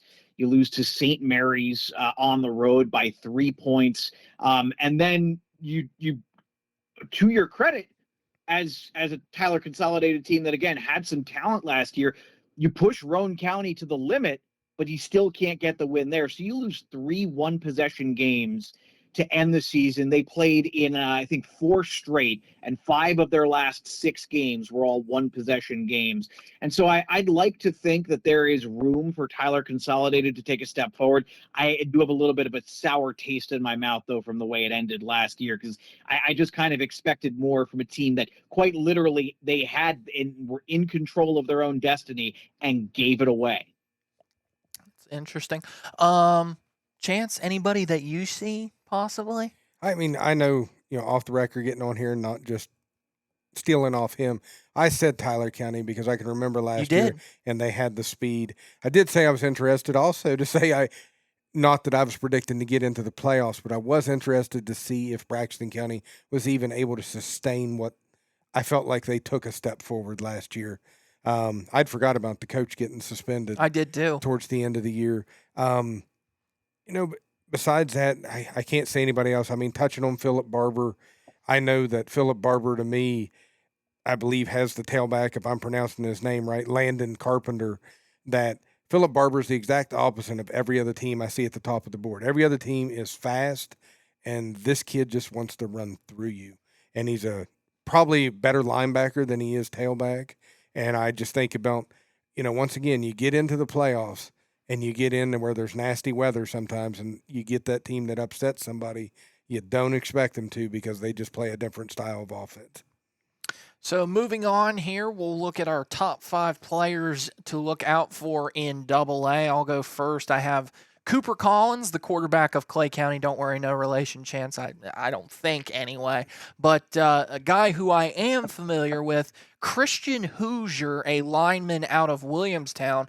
I know him because I went to school with his brother, Trevor Hoosier, and I feel young saying that I actually know somebody's brother that is still in high school, actually.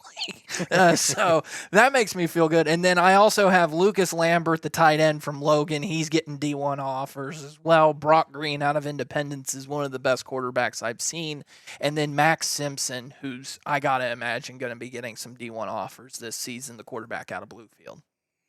I was going to say, my top 5 players, you took a couple of them, but I'll bring up Christian Hoosier just because he's got an awesome last name, because I love Hoosier tires and dirt track racing. I had Landon Carpenter down, which I touched on. Jaleel Jones, the defensive back / wide receiver for Bluefield, already won the Carl Lee Award last year as best defensive back, and to think that he's back on that defense. Jeremiah Jones, their running back, linebacker for Bluefield.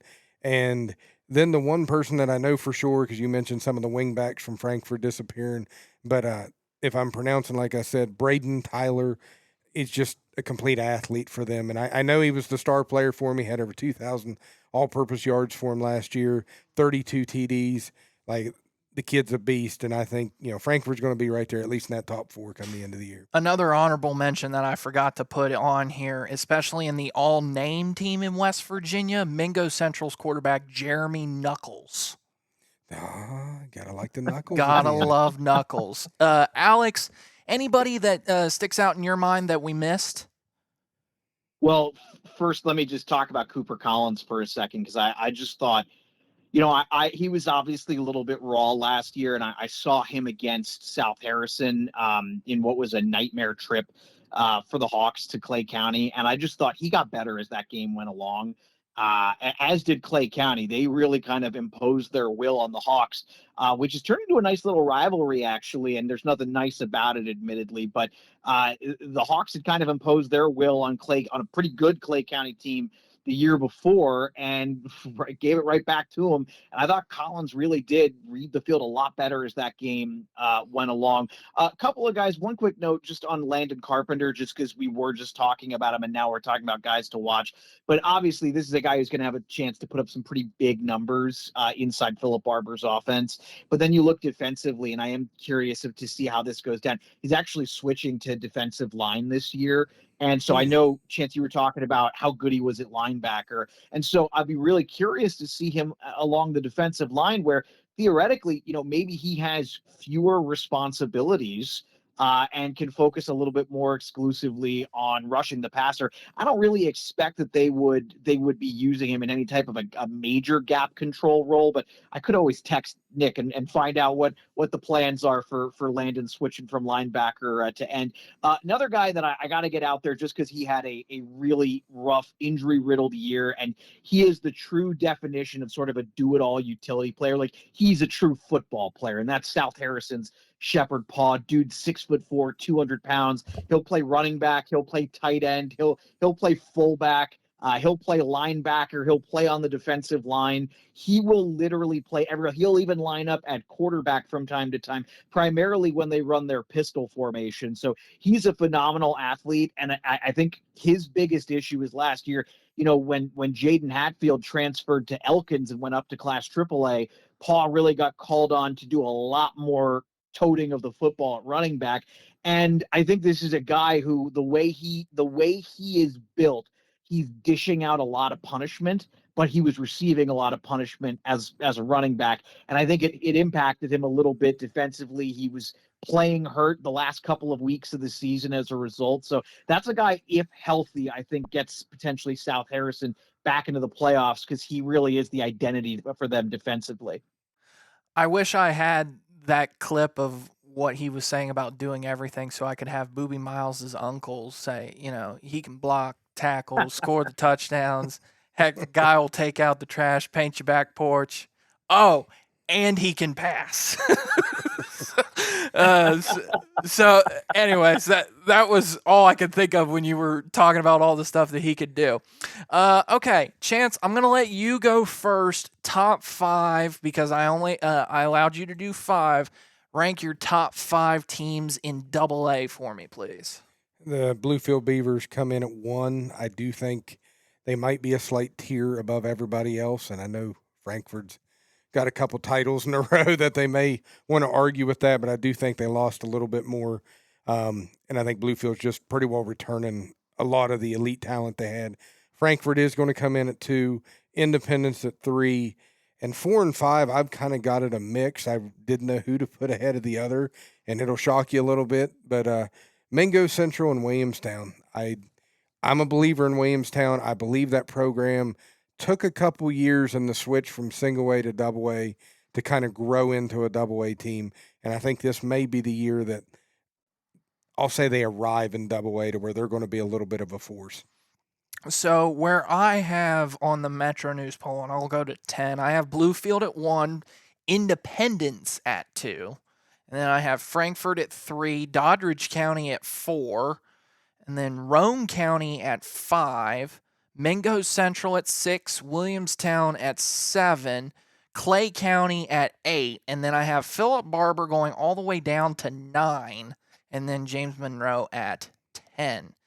Alex, I know how much you've hyped Philip Barber, so if you would like to take a shot in discrepancy about me putting them at 9, please feel free to do so. But any discrepancies that you'd like to talk about? Well, so I actually think 9 is about right. I think if we're talking about what these rankings mean, I think we're essentially saying this is a fringe team, like a fringe playoff winner. We think they're going to be there. There's kind of not that much doubt that they're going to be there. But the question is, are they good enough to win a playoff game? And as we know, because of the history of the WVSSAC's rating system, getting into the 9-8 game is not always the gift it seems like. I've seen a couple of 9s get absolutely bonked by 8s. But I'm not saying that's necessarily going to be Philip Barber's future, just that I can see them as sort of this, they're right on the fringe of, are they winning a playoff game this year or not? We're going to have to see how some of the new pieces fit, and again, whether or not they have kind of established themselves as a program. Read me again, where did you have Williamstown? I had them at 7. Okay. I wanted to give you a hard time for being a homer, but I think that's pretty close, like maybe 8. But I think that's pretty close. And I will say this about Williamstown. It was a really young team last year. And again, it's not like they were getting rolled, right? Like, Yeah. tight game against James Monroe, beat Roane County, beat South Harrison, tight game against Doddridge County, right? Like, they played well, all things considered, and then took advantage late in the season when they still had a chance to put something together. And then, yeah, they got rolled by a very, very good Frankfort team who rolled almost everybody except for Bluefield and 3/4 of Doddridge County. So I do kind of like Williamstown to take that next step, but it's always that part of that projection game where we're assuming that progress is linear, and that's always the most dangerous thing to assume in high school football, especially in this day and age. To be fair, I was the one that put them at 7. Chance is the one, however. I got them at 4 or 5. You got them at 4 or 5. I think they. Yeah, I think that might be a little arrived. rich. That's a little rich for my blood. Like I said, I think they've arrived, but I mean, that top 3 of Bluefield, Frankfort, and Independence, I think is pretty solid. You're fighting to get in there at 4 or 5 between them, that next tier of schools. I think Chance did it as a double positive. If he's right, he can say that he's right. If he's wrong, he's glad that Williamstown sucks.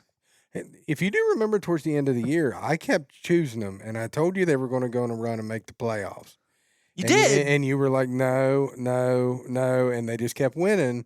That may have been the reason I won the Pick'ems last year. Is I kept choosing your high school and you wouldn't do it. Yeah, that's probably true. All right, so let's move on to our way too early predictions.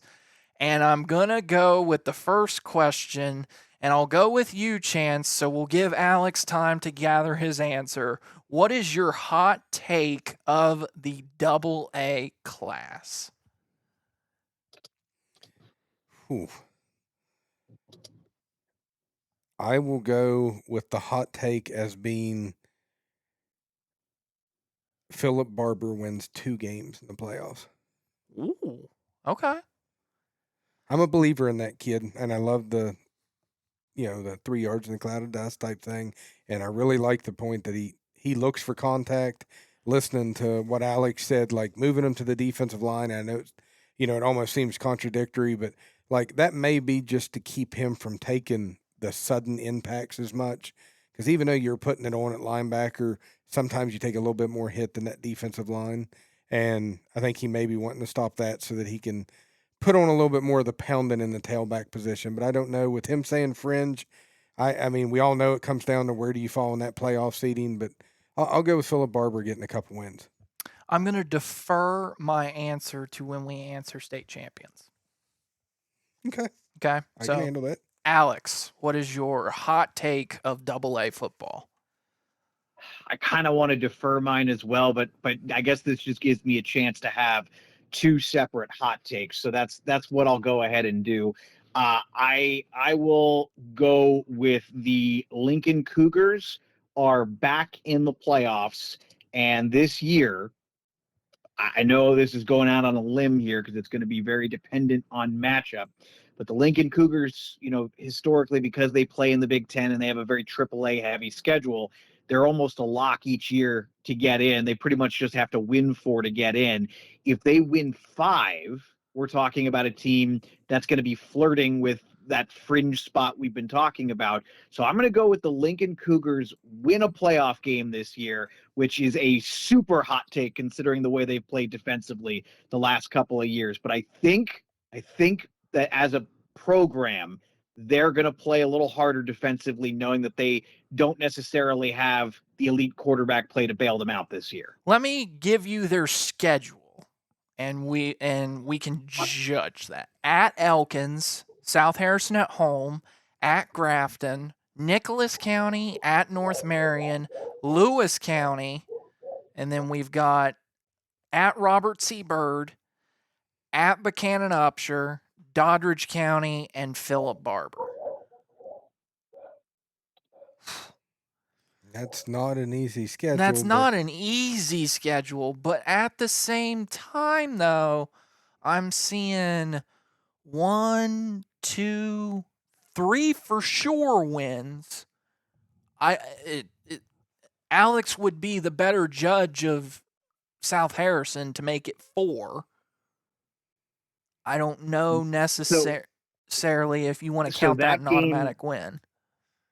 I wouldn't count it as an automatic win. It's going to be a coin flip like it was last year, but it's funny, and I know you can't really recreate these conditions, but South Harrison really took advantage of Lincoln that Friday night. That was the game that got suspended due to the weather, and Lincoln played much better when they resumed play on Monday, and the weather was perfect. So, and apologies, my dogs are now barking. It's okay.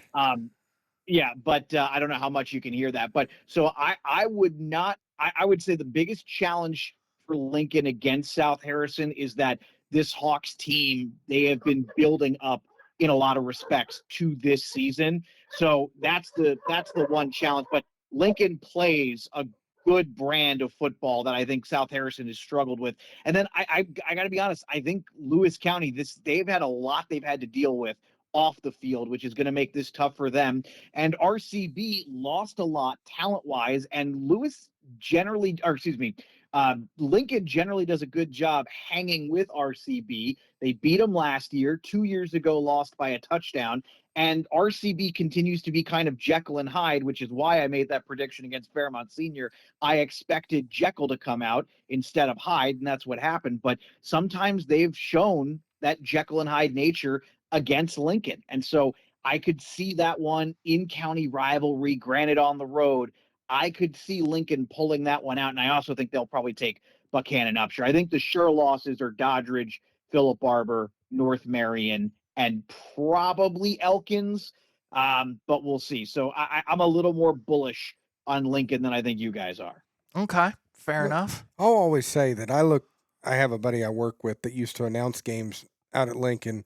And then one thing I've always got, just kind of watching them because I knew he was calling the games, they always seem to be one of the most exciting teams in high school football. It doesn't matter if they win or lose, the games always seem to be exciting, but they do play a schedule that just always, every year to me, always seems much more brutal than it needs to be. But I look forward with you saying that maybe they're taking that step to definitely watching them a little bit more this year. Okay, so we move on to player of the class. This is the best player in AA. Alex, I'm going to let you go first this time. Oh, okay. Right on the spot here. Well, we've been hyping him up so much. This is probably going to be wrong because I'm already backtracking on this a little bit, but I like the player so much, and Chance has already helped sell me on this.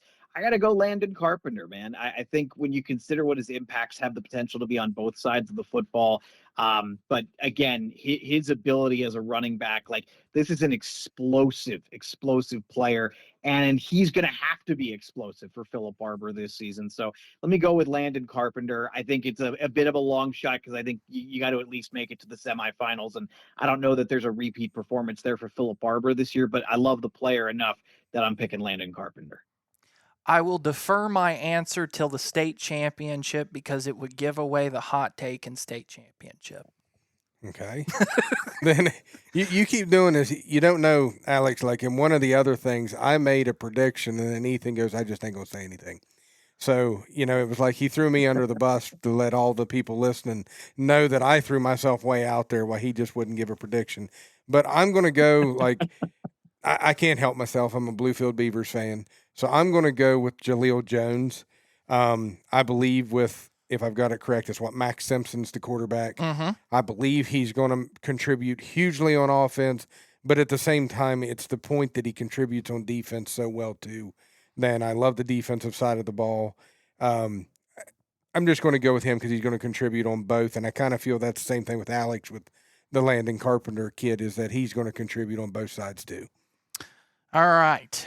And now the way too early state champion. You know what? I've been building it up. I've been holding it, so I'll go first on the state champion. So, I don't care what Alex said about the brutal schedule. I'm going Independence. I'm going Brock Green.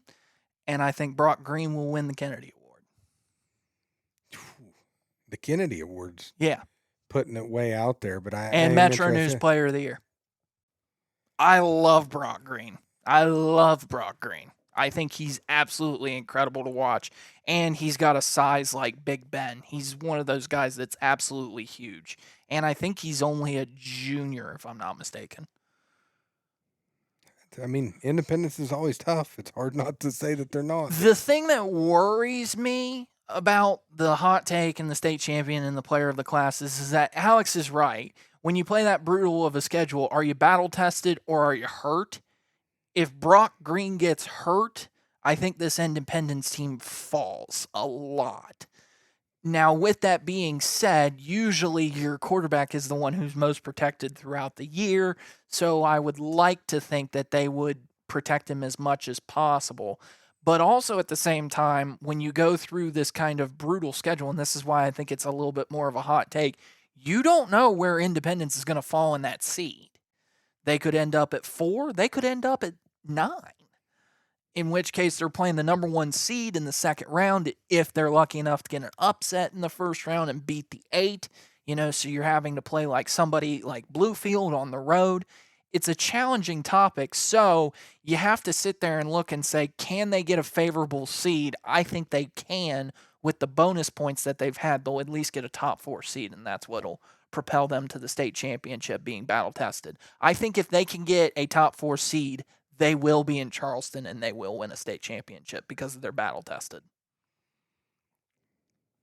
Anybody want to go? Oh, I guess I need to direct who goes next. Chance, go next. I was going to say, go with me because I think I've kind of given mine away because I know Alex may have a little bit of a surprise on the other end. Mine's Bluefield. I mean, the talent on that team, and like you said, I think Simpson. You didn't go with Bluefield last year. Oh, we all went with Frankfurt last year, didn't we? Was it? Yes. Yeah.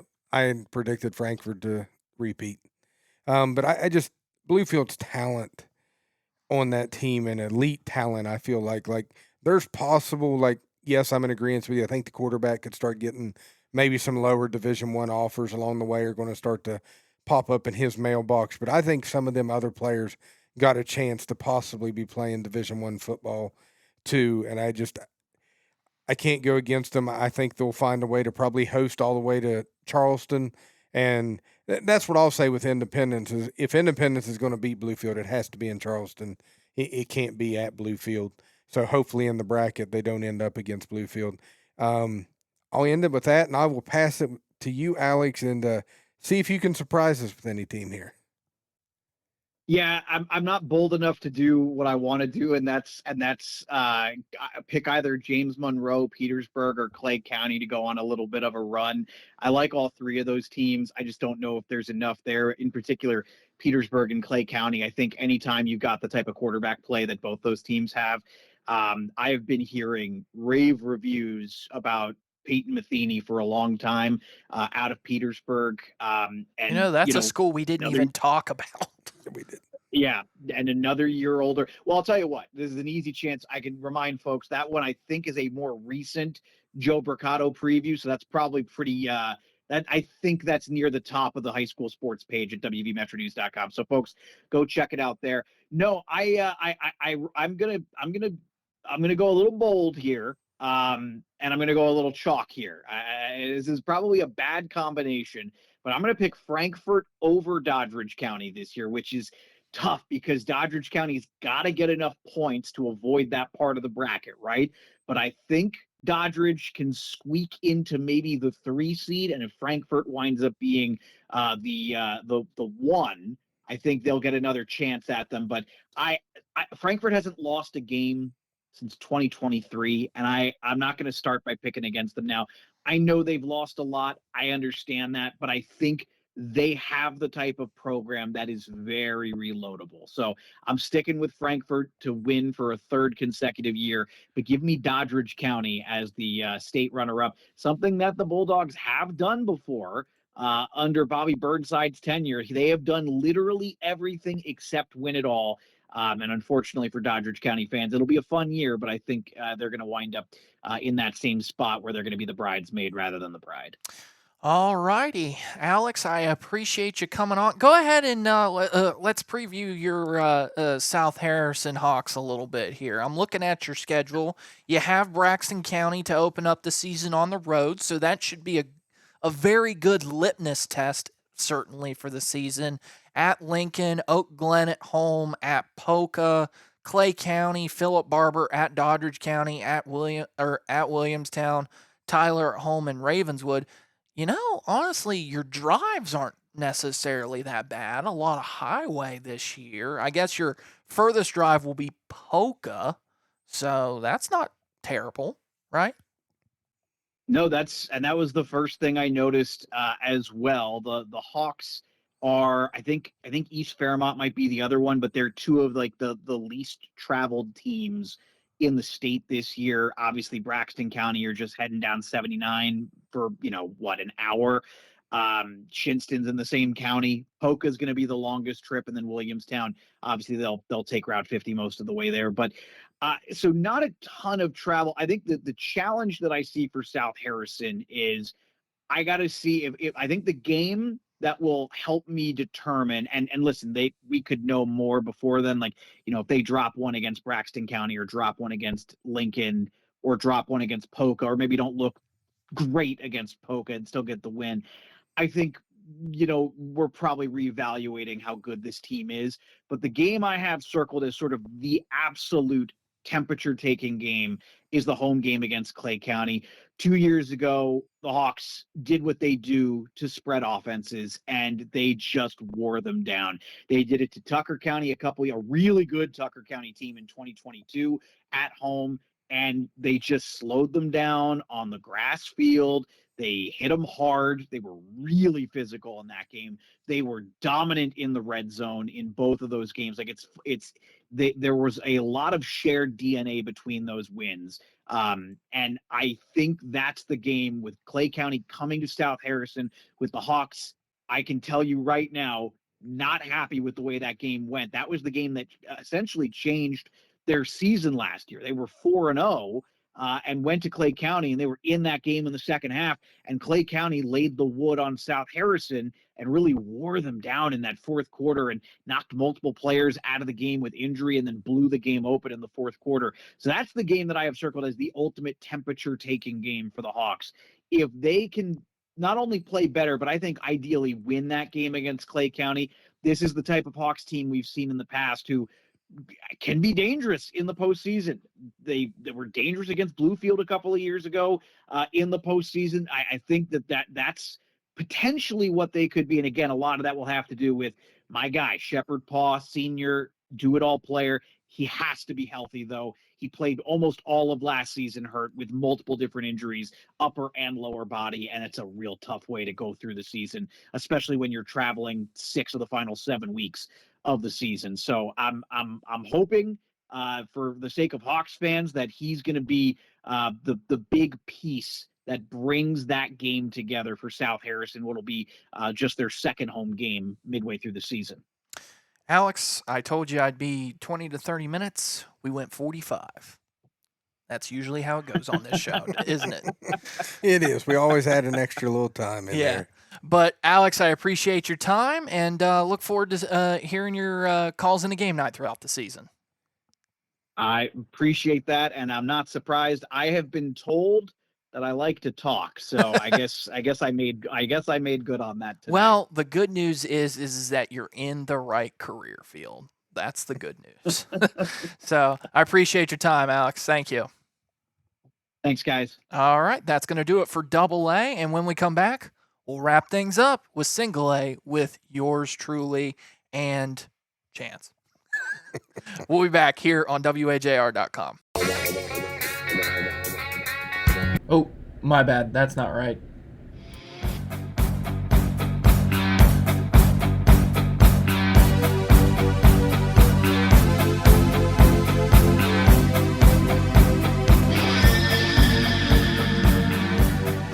Welcome back to the classification previews here on WAJR.com, and we're talking about our expert class, so no expert needed. I think if anybody needs an expert on Class Single A previews, I think we're the people.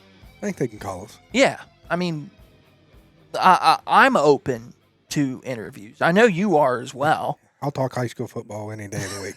So we're going to be talking about Class Single A as we, being the voices of the CBs. We will go over that with our own expertise. And, Clay Patel, with being the team that challenged Wheeling Central Catholic in the playoffs, I think we can sum it up by saying that Clay Patel gave Wheeling Central the best effort that they could, but nobody could really handle Wheeling Central throughout the whole year. And credit to the Maroon Knights because they had an absolutely dominant team in all three phases. They did. I mean, they were impressive to see from the sideline, impressive to see the communication from the coaching staff on the sideline, and a very professional team is what I'll say. They took care of business, down there in Wheeling. See where I'm going? I'm still on the island. But they took care of business in Charleston and was highly impressed with the talent that team had, and I know a lot of it is coming back. Yeah, and Clay Patel, I mean, they gave them all that they could, right? I mean, they switched up their game plan a little bit, started airing it out a little bit more, and at least made it entertaining, you could certainly say. The first half felt like a little bit of a gunslinging atmosphere, and I do think that, I won't say that Clay Patel caught Wheeling Central off guard. I think Corey Cohen caught people off guard a little bit. I think there was a lot of people in the state that raised their eyes to this kid can do more than just run because he had been, throughout the playoffs. More of a rushing quarterback in the playoffs for sure. They leaned on him. You go back and you look at Wheeling Central's quarterback and you look at that tailback, but the most impressive thing on them, and it seems like every time I get watching a good Wheeling Central team, their line is just so dominant across the front, and they got one of them. Yeah, got one of them big boys coming back this year for sure. And Cade Coronis is the guy who broke the record in that state championship. And although he may get the record on the stat line, he needs to be one of those selfless people that needs to sit there and go, "I may have ran the yards, but my line opened up the holes." Yep, and I mean, when you think about how dominant they were, like Clay Patel, I don't think that entire season had given up 100 rushing yards to anybody. And then you go into the state title game and one guy breaks the record against you. And I'm sure knowing them big boys leading up to it and leading up to that game, that was probably something they had checkmarked like, hey, look how impressive they've been, but let's go show how talented we are and, break that record and win this title. And they showed up and took care of their business for sure. Believe it or not, this was the first one that I started doing notes for, and it's the last one that we have on our list, working our way from big school to small school. But we'll kind of go over the main storylines. As we know, we just kind of wrapped up last season. Going into this season, do you still feel like it's Wheeling Central Catholics to lose?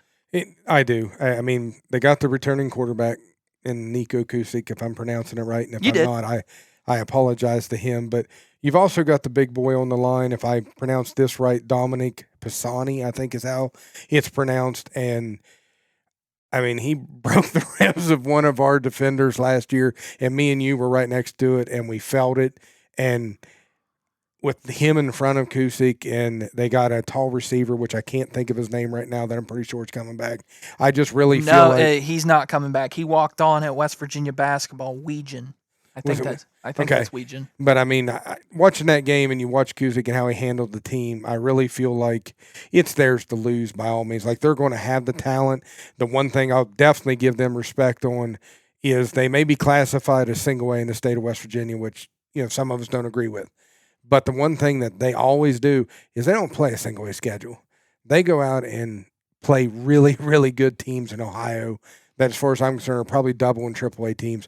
Signed a AAA team this year in Nitro that I know we've mentioned in our pre-games before this, since we're working down the single A. I think they're going to beat Nitro. And, you know, granted, Nitro's lost a lot, but that's still a AAA team that, you know, you as a single A team don't have a problem going up there and playing that upper class to get them bonus points along the way. And it's one of them too. I've mentioned to you, I could possibly, as good as I think their team is, their schedule is so tough. I could see them having a losing record going into the playoffs and then just absolutely just mowing everybody down to the title because they're playing up in class so much. Yeah, that's totally fair. Next thing I had on this was a Wahama revenge plot. If those who don't follow what I mean by that is that Wahama made it to the quarterfinals last year, lost a couple guys due to injury, and then lost to Cameron at home in Point Pleasant, and then Cameron went on to lose against Clay Battelle in the semifinals at Clay Battelle. Wahama was the 2 seed. We felt maybe going into the playoffs were the team that had the best chance, talent for talent, to possibly match Wheeling Central Catholic in Charleston. This year, that quarterback, who's basically an athlete, comes back. I don't know how much they have on the line. They'll have a running back. They always do. Do you possibly see a scenario in which Wahama feels like they have something to prove? I feel they got something to prove. I will say that Wahama has one negative if they get home field advantage, and that is they still play on turf. Well, they play on grass during the regular season, and then sometimes they have to play at Point Pleasant for playoffs. They do have their own field, and it is natural grass. It's just sometimes it gets challenged. But I say it'll get challenged if you get to there, and that time of the year, it'll probably be moved because there's close enough stadium for them to play on. You know, when you start thinking that far down the road, I think of teams like, I'll give Wahama, yeah, they got the revenge tour. They want to be back. They're going to be a very talented team. But if you start thinking of the teams that could maybe give Wheeling Central a little bit of a fit, and the one weakness Wheeling Central has is grass, is what we feel like if you look at their history and the games that they have been upset or lost on. And you think of Pendleton County, but you've seen what they done to Pendleton County last year, and you kind of feel like that may end up about the same. But then you turn around and you got East Hardy, who I've drove to that field. I've been there for the playoff games, and that's an atmosphere that's the one team that I feel like it would take Wheeling Central going there to maybe get them upset because it's going to be on grass. They're going to have a gunslinger for a quarterback. But in the end, there's no doubt that the top talent in single A is going to be Wheeling Central. But it is going to be fun to watch Pendleton, East Hardy, Cameron, Wahama.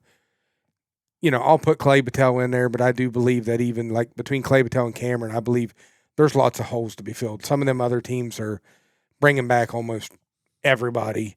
And, you know, Cameron and Clay Battelle, like they want to be in that fight, but it's going to be how do you plug those holes of those seniors that have graduated. Well, you kind of hinted at it, and that was going to be my next question. The eastern part of Single A looks like they might have, in terms of individual talent, the two best players on each side of the ball. Now, both of them play quarterback, but I think Colton Robertson at Pendleton County, possibly his best position is at safety. I think he's possibly one of the best defensive players in the entire state, regardless of class, and I think he's certainly capable of playing the safety position at the next level in the MEC or maybe one of those Pennsylvania Div 2 schools. And then you've got Trevor Roof, the East Hardy quarterback, who likes to spread you out 4 or 5 wide and has the receivers to make you pay. I think these two teams are extremely dangerous coming into this season. I agree. I think when you go through tiers, I'm going to put Wheeling Central in the A tier. And when you go to that B tier, I might put these guys in A- tier. I'm willing to say that. Like, they're closer than anybody for sure. I'll go with, like East Hardy and Pendleton, that next tier. And then I think there's a slight drop off from them to Wahama, which may shock some people that I say that because they are returning a lot of players. But Trevor Roof and Colton Robertson is, besides Nico Cusick, probably the two most talented players in Single A. And don't take me wrong, like, I know we're Clay Battelle announcers and all, and I love Corey Cohen. It's just I know these guys are surrounded by a lot of talent, and we've yet to see if Clay Battelle has that just yet because we know there's going to be holes to be filled. Yeah. So you can only base off what you have returning. Yes. For sure.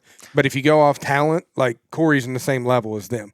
Just is he going to have the same weapons? And we know that he has some weapons coming back around him, but there will be holes to fill, especially on the line. Well, so that was my next question I was going to ask. So looking at the playoffs here, and give me just a second while I pull it up. So in the double-digit seeds last year, and I'll give you all of the teams. 10 you had Meadowbridge. These are the playoffs, okay? 10 you had Meadowbridge. 11 you had Work County. 12 you had East Hardy. 13 Greenboro West. 14 Ritchie County. 15 Man. And 16 Tulsa. Or Tulsia, however you want to say it. I feel like all of those teams that were in double-digit seeds, outside of maybe Meadowbridge, could host a playoff game this year. Agreed. And I think, what do you say, East Hardy was 12? East Hardy was 12, and they upset Sherman 42-20. If East Hardy's not in the top 4 at the end of the year going into the playoffs, it's probably because they had some major injury that set them back. Now, once again, if I remember correctly, they played an extremely hard schedule. They played Petersburg, they played Cameron, they played Tucker County, Pendleton County, and Wahama the first game of the year, where they lost 79-40. I was going to say, and they normally play a difficult schedule, and sometimes that comes back to haunt them. They get a lower seed than what they should because they've played up, but it's also what makes them so good in the playoffs because they're battle-tested.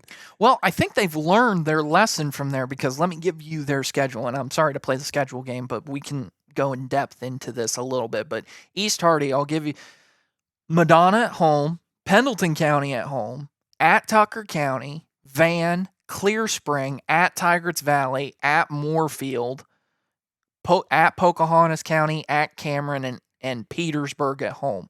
Your most difficult road game is at Moorfield? When you read that schedule off to me, and this may irritate some Pendleton people if they're listening, I think this might be an undefeated schedule. I believe East Hardy's undefeated, barring injuries, which we always know. Yeah. It comes into play. I mean, it wasn't Pendleton last year. It was Tug Valley that suffered some really huge injuries. Like, I felt they were one of the top 4 teams probably in Single A, and then all of a sudden the wheels just fell off because their quarterback, I think, got a shoulder hurt. Their tailback got a leg hurt, and the next thing you know, they're just not even competitive because they're so hurt. And big advantage to East Hardy on that point when you read that schedule off to me. Last year, they were battle-tested, which is great when you play tough teams. But the problem with that is sometimes you get banged up, and you're not able to take that into the playoffs because you're so beat up. That schedule there, to me, sets up you play a couple of your tougher teams early, and you kind of But they're at home. And they are at home. I think that makes a difference, especially early. I do too. If I had to go right now, and then we do hot takes, we'll do another one later on or whatever. My hot take right there, looking at that schedule, I think East Hardy's undefeated. going into the playoffs. Well, if they're undefeated, they're probably number one, wouldn't you say? Because you would have to play Pendleton County. Those are some really good bonus points. You're going to get Petersburg. That's some AA bonus points that you get as well. Weird Madonna's probably going to win games, so there's some decent bonus points there as well. Now you just got to pray that Wheeling Central doesn't play such a tough schedule that you have to play them in the first round, and the first round's in the state championship. I was going to say, then it goes on to what does Wheeling Central do? Because if Wheeling Central's able to dominate their schedule, no, they're going to be one. They're going to be one. I'll word it this way. If they have less than 3 losses, Wheeling Central does, I think they're number one. I think their bonus points will way outweigh things. We've already talked kind of leading up 10 to games this year also. They've got 10 games. You've got the point of Nitro and AAA right off the bat that we think is a winnable game for them. And certainly more than winnable. I think the expectation is to probably win. But if you get that, the bonus points that come with that, we know every team they play out of Ohio and PA, you're looking at like AA bonus points if you find a way to win. I'm interested because I think they are so talented. I always look at that Fort Fry game. That's been their kryptonite. Haven't won since the Jimmy Carter administration. But I keep waiting. Like, I feel like they're on the verge of it. I think this might be the year. Like, I feel they're on the verge of it. And if they find a way to beat Fort Fry, like, I think they go into playoffs at 1. But if you find a way, like you said, if East Hardy goes undefeated and Wheeling Central has a couple hiccups along the way just because of the difficult schedule they play, you could be looking at that. I mean, I can remember once Wheeling Central went in at 16 and ran to the title. And if you're East Hardy, wouldn't you hate to go undefeated? And the first round of the playoffs, you look up on the schedule, and it's the Wheeling Central Catholic Maroon Knights coming to town. The only point at that point in time I'll say is pray for rain and get as much rain on that grass field as possible and hope you can slow them down, which I know you have a passing offense if you're East Hardy, but that's kind of been the kryptonite of Wheeling Central over the years. But, man, would that make for an exciting first round. But I think Wheeling Central is going to win more than that, so I think they're going to be a little bit higher up. But East Hardy going undefeated is going to make it difficult for Wheeling Central, because even if you lose 1 or 2 versus, say, Fort Fry and somebody else, all of a sudden you're not calculating it into 8 games that you've played where you do the decimal points and divide the points up between the games you've played. Mm-hmm. You're doing it into 10, and that may drop them to 2 or even 3, depending on what some other teams do. Okay. Bear with me here, because I feel like these 3 schools are near and dear to us. Not to mention the fact that they were 2 of the possible 3 opponents that we played in last year's playoffs. Wirt County, St. Mary's, Ritchie County. All of them, I think, return pretty decent talent and could be in the line to host a playoff game this year. I'll go this way. I'll go down through them as you kind of brought them up. Wirt County, the question is, are you able to replace the quarterback? They've got, I think Limley was his last name at receiver. Mm-hmm. That kid's going to be a beast. And they've got the tailback number 4, which I can't remember the name, but I know he's If I pulled up my lineup charts, if I had a history of that, I'd pull those up, but I don't have them. But he's a bulldozer. But their thing's going to be, can you replace the quarterback? They're going to have to replace a couple big linemen. You're going to have to go more towards a run game, which you had throughout most of the year, but you're going to have to rely on it. I almost wouldn't be surprised, which will be, I know the kid ain't going to want to do it, but it's not what he's best at. You may see Limley at quarterback by week 2, week 3, because he's going to be the best athlete they can put in that position. I do think they're probably, if you're asking me to rank these, I'm going to rank Wirt at 3 as a threat. Coming up to 2, I know me and you disagree upon this. We've talked to it off air. You would go Ritchie County and I would St. go Mary's. Ritchie and St. Mary's. And once again, my biggest thing I'll say on Ritchie, you say their whole line's coming back, but you got to replace the quarterback. If I'm correct, their tailback was a senior. There is a kid on that team that I know was a year ahead of my daughter who goes to Ritchie County, is going to Ritchie County High School now. That was a really good track athlete and a receiver, and I'm really interested to see what he does down there, like where they're going to play him at, because he is an athlete to no end.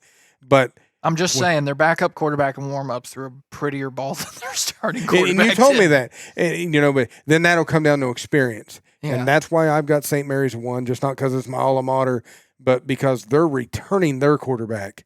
And their quarterback was a beast last year. and he's like he's almost like Colton Robertson. He's 6'2", 6'3". He's an athlete who can run the ball too, and they have a huge offensive lineman in front of them.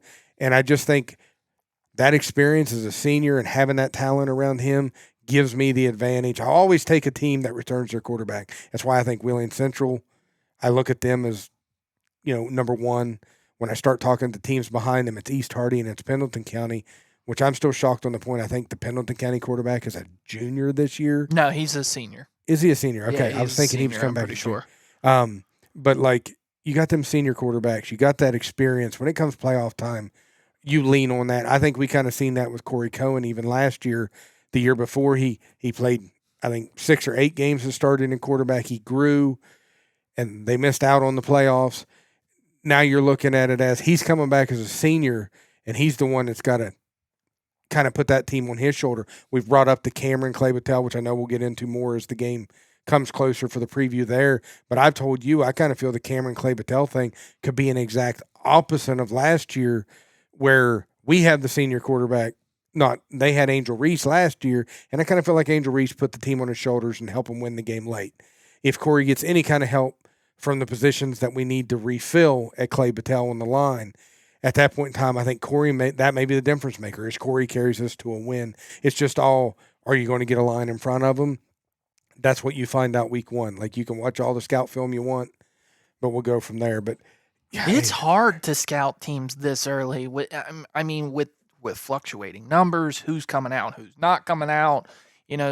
Sort of speak. A lot of people graduated. It's so hard to tell in single A because it fluctuates so much based off how much of a roster you have.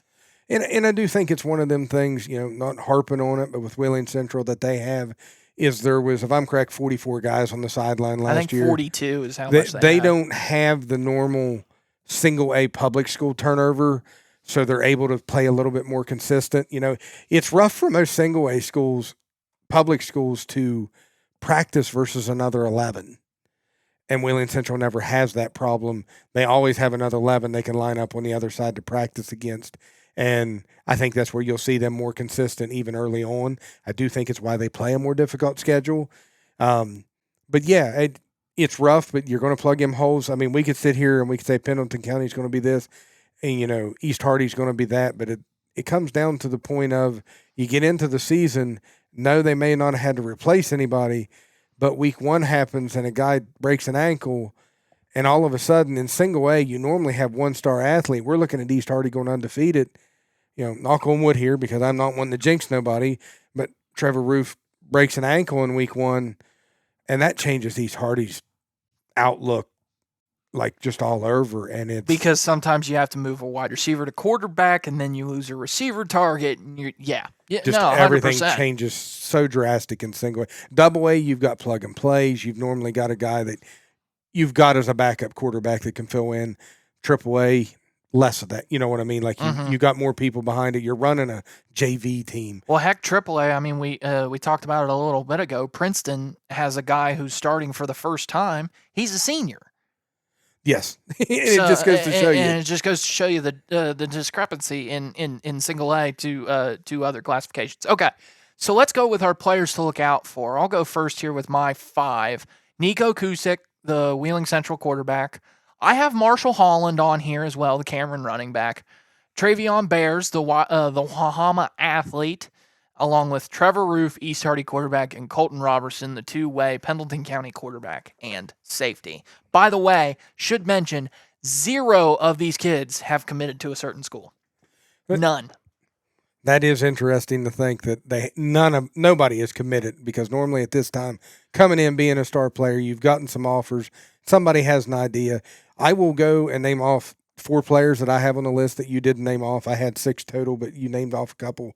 And then I will, put out there, hopefully not releasing information I'm not supposed to, but somebody who has committed to somewhere after college, and it's not to play football. Okay, yeah. I've actually asked the family. Okay, it's good. So we're good to do that. I feel good now that you said that. You're good. But the players I have, Talon Brown, the defensive end He plays more of an impact on defense than he does on offense, but certainly Taylon Brown. But a phenomenal athlete that I'm looking forward to seeing next Thursday. Dominic Pacini, the offensive guard, may play tackle this year for Wheeling Central Catholic. Like, he was phenomenal in that line in the state championship game. The other guy that I have, I guess there's three that I have that you did not mention, and yeah, I'm going to go back home. Corey Cohen is just a fun player to watch, and I brought that up that he is not committed to go play football anywhere, but if I am correct with what you said, he has committed to go to the United States Air Force, and that's... Hey man, they run the triple option over there. I'm not trying to insinuate anything, but I know me and you both come from a veteran household, and anybody who's willing to dedicate their life to go serve some time for the United States, you got to give all the respect in the world. And he comes from a military family as well. Older brother served in the United States military as well. Okay, them some of the things you know better. I know that I've gotten better at speaking to the parents in the last couple of years, but it's one of them I definitely think you get more information out of them than me. Either that or the kids speak to you more is what I'll say, because I think you're a little bit younger. No, it was definitely the parents. It was definitely Kim that told me that. That told me that he was in the military as well. But Corey is the one who told me that he was going into the Air Force. And believe it or not, I actually messaged his dad. I was like, "Hey, am I allowed to say that he's going to the Air Force?" And he was like, "Yeah, it's fine. Don't worry about it." So yes, Corey Cohen going to the Air Force, and I believe you had one more Clay Battelle guy. I'll go up one line of saying, and he's a junior. He's not a senior, but I will bring up Caleb Hall. He's an electric runner, man. He's one of them that, if he gets in the open field, is just dangerous. And I look forward to seeing him. I'm interested to see, how we use some of the players this year as we go into the season at Clay Battelle. But he's one I just bring up because he is one. If he gets in the open field, he's really, really hard to catch. I'm going to put you on the spot, and you may not like what I'm going to ask you. Go ahead. Hit me with it. Which Hall do you enjoy more? Oof. Hall, you said? Yeah. Which number 2 Hall running back have you enjoyed watching more? Oh, and see, I come down to the point that I remember that Zach got hurt his senior year. But only 2 years in at this time, I still lean towards Zach, that I enjoyed more. But Caleb's halfway, halfway. And I'll go up on this because I enjoyed Zach almost more on the defensive side of the ball, and I don't feel we've got to see Caleb play that yet. Oh, yes, I think we have. In fact, I think he's made more highlight plays on defense than he has on offense. I mean, he had that strip sack fumble. He's had a pick 6 in Gilmer County. I think he's going to be a fantastic addition. But I look forward to him starting on defense. He stepped in, he's made some plays, but I look forward to seeing him, 60 minutes playing both ways to see how to. I think that's what he's got to do, and I do believe he has the talent to do it to get him past Zach in that rank. But at the same time, at this point, I still got to go. I've seen 4 years of Zach. I've only seen 2 of Caleb. Well, you've only seen 2 years of Zach because you started doing this on his junior year. Well, I guess you're right on that. I'm still going to go with Zach at this point in time. I can't make a decision, man.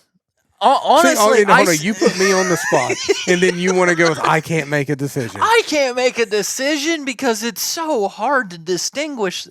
Honestly, I see a lot of the same player. I see a lot of the same player too, and I guess the big thing is you're right. I only seen the last 2 years of Zach, but I got to see Zach's junior and senior years. You haven't seen out of Caleb what you only saw of Zach. Yes, and I'm interested. I went to the Blue-Gray game, and there's a couple players on Clay Battelle that I looked at, and I was like, what happened over the summer? Because they went from being boys to looking like young men. And Caleb was one of those. He is much more toned up. You say Caleb, there's 6 Calebs well, Caleb on this Hall. roster. We're talking about Halls right now. But and I will say this, Snodgrass is – I think he's lost a little bit of weight, but I think it's because he's added muscle. I do think he's slightly smaller, but at the same time, I think he's smaller because he's added more muscle weight to him. All right. So let's go back to the entirety of single A here. Oh boy. Way too early prediction time. Your hot take of this class. Do you want me to go first, or do you want? I'll have you go first. Because I've been saying it for a while now, and you want me to just go on air and say it, don't you? Go ahead. Calhoun County will make the playoffs. That's it. That's just. You said that to me, and I looked a little bit more into their schedule, and I do believe it's more realistic than I thought it was when you first said it. It's not as realistic as Wheeling Central beating Nitro, but it's realistic. But I am interested, and I would be happy for those kids. Oh yeah, down there. I would be happy for that community. Yes, like I same thing here. Like that community's been through a lot of horrible high school football seasons, and to see them, like I know the joke I had in probably about 91, that had been about 88 when my brother played, is the reason Calhoun's high school football team was so bad is all of the seniors were playing for the 8th grade team. Because when St. Mary's went over and played them, everybody on their 8th grade team had a beard and tattoos. And at this point in time, we're like, okay, here's their 18-year-old kids. They're all playing 8th grade football. But, that program has been trying to turn, and I hope that maybe this year it is, because I think it would do a lot for the program if they can make the playoffs. Your hot take for single A?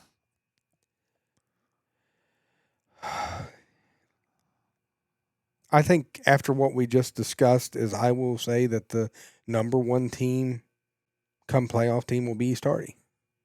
I like that. I know that's not much of a limb, we'll say, to go out there, but they weren't a top 8 seed.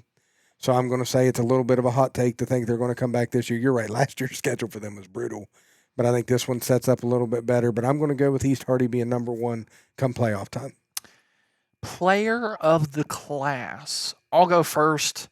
I think if we're talking in terms of importance to their team, Colton Robertson's the top of that list.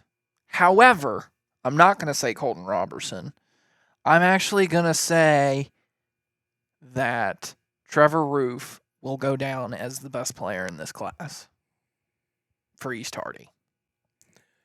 Interesting statement out of them, too, because I know how much you respect Colton as far as the defensive player goes. I will go with a player that I got to have respect for. I mean, and that is I'm going to go with Nico Kusick. I think this is his year. I watched what he done in the single A title game. Cool, I watched some of the others. And collected. He's got a beautiful ball, and I think they're going to turn it over to him a little bit more than last year. I think they were a much more run-dominant team. I mean, you had a phenomenal tailback that showed up. I think they're going to turn it over a little bit more. I do know that the coach down there does not like to ever go 4 wide and sling it around. He is a much more keep it on the ground, less mistakes. But I do think he's going to trust Kusick as a senior quarterback and allow him to put up some more stats than he has. Through the air or on the ground? Because he's got some legs, too. He can run. He's got legs, but I'm going to say in the air. But I do think he'll run more this year just because that tailback's going. Not that they won't have a good tailback, but I do think that when the play breaks down, he'll have every permission from the coaching staff to take off. State champion. Wheeling, I'll go. Wheeling Central Catholic. I'll just say it right off the bat. I'm not. Wheeling Central Catholic. Yep. I should we say who they play? Do you want to? I think that'll be more interesting. So I'll go ahead and let you lead with that. Who do they play in the title game? We do know this all comes down to playoff seeding. Yeah. Because I'm going to assume that Wheeling Central is not going to be the top seed just based off how tough their schedule is.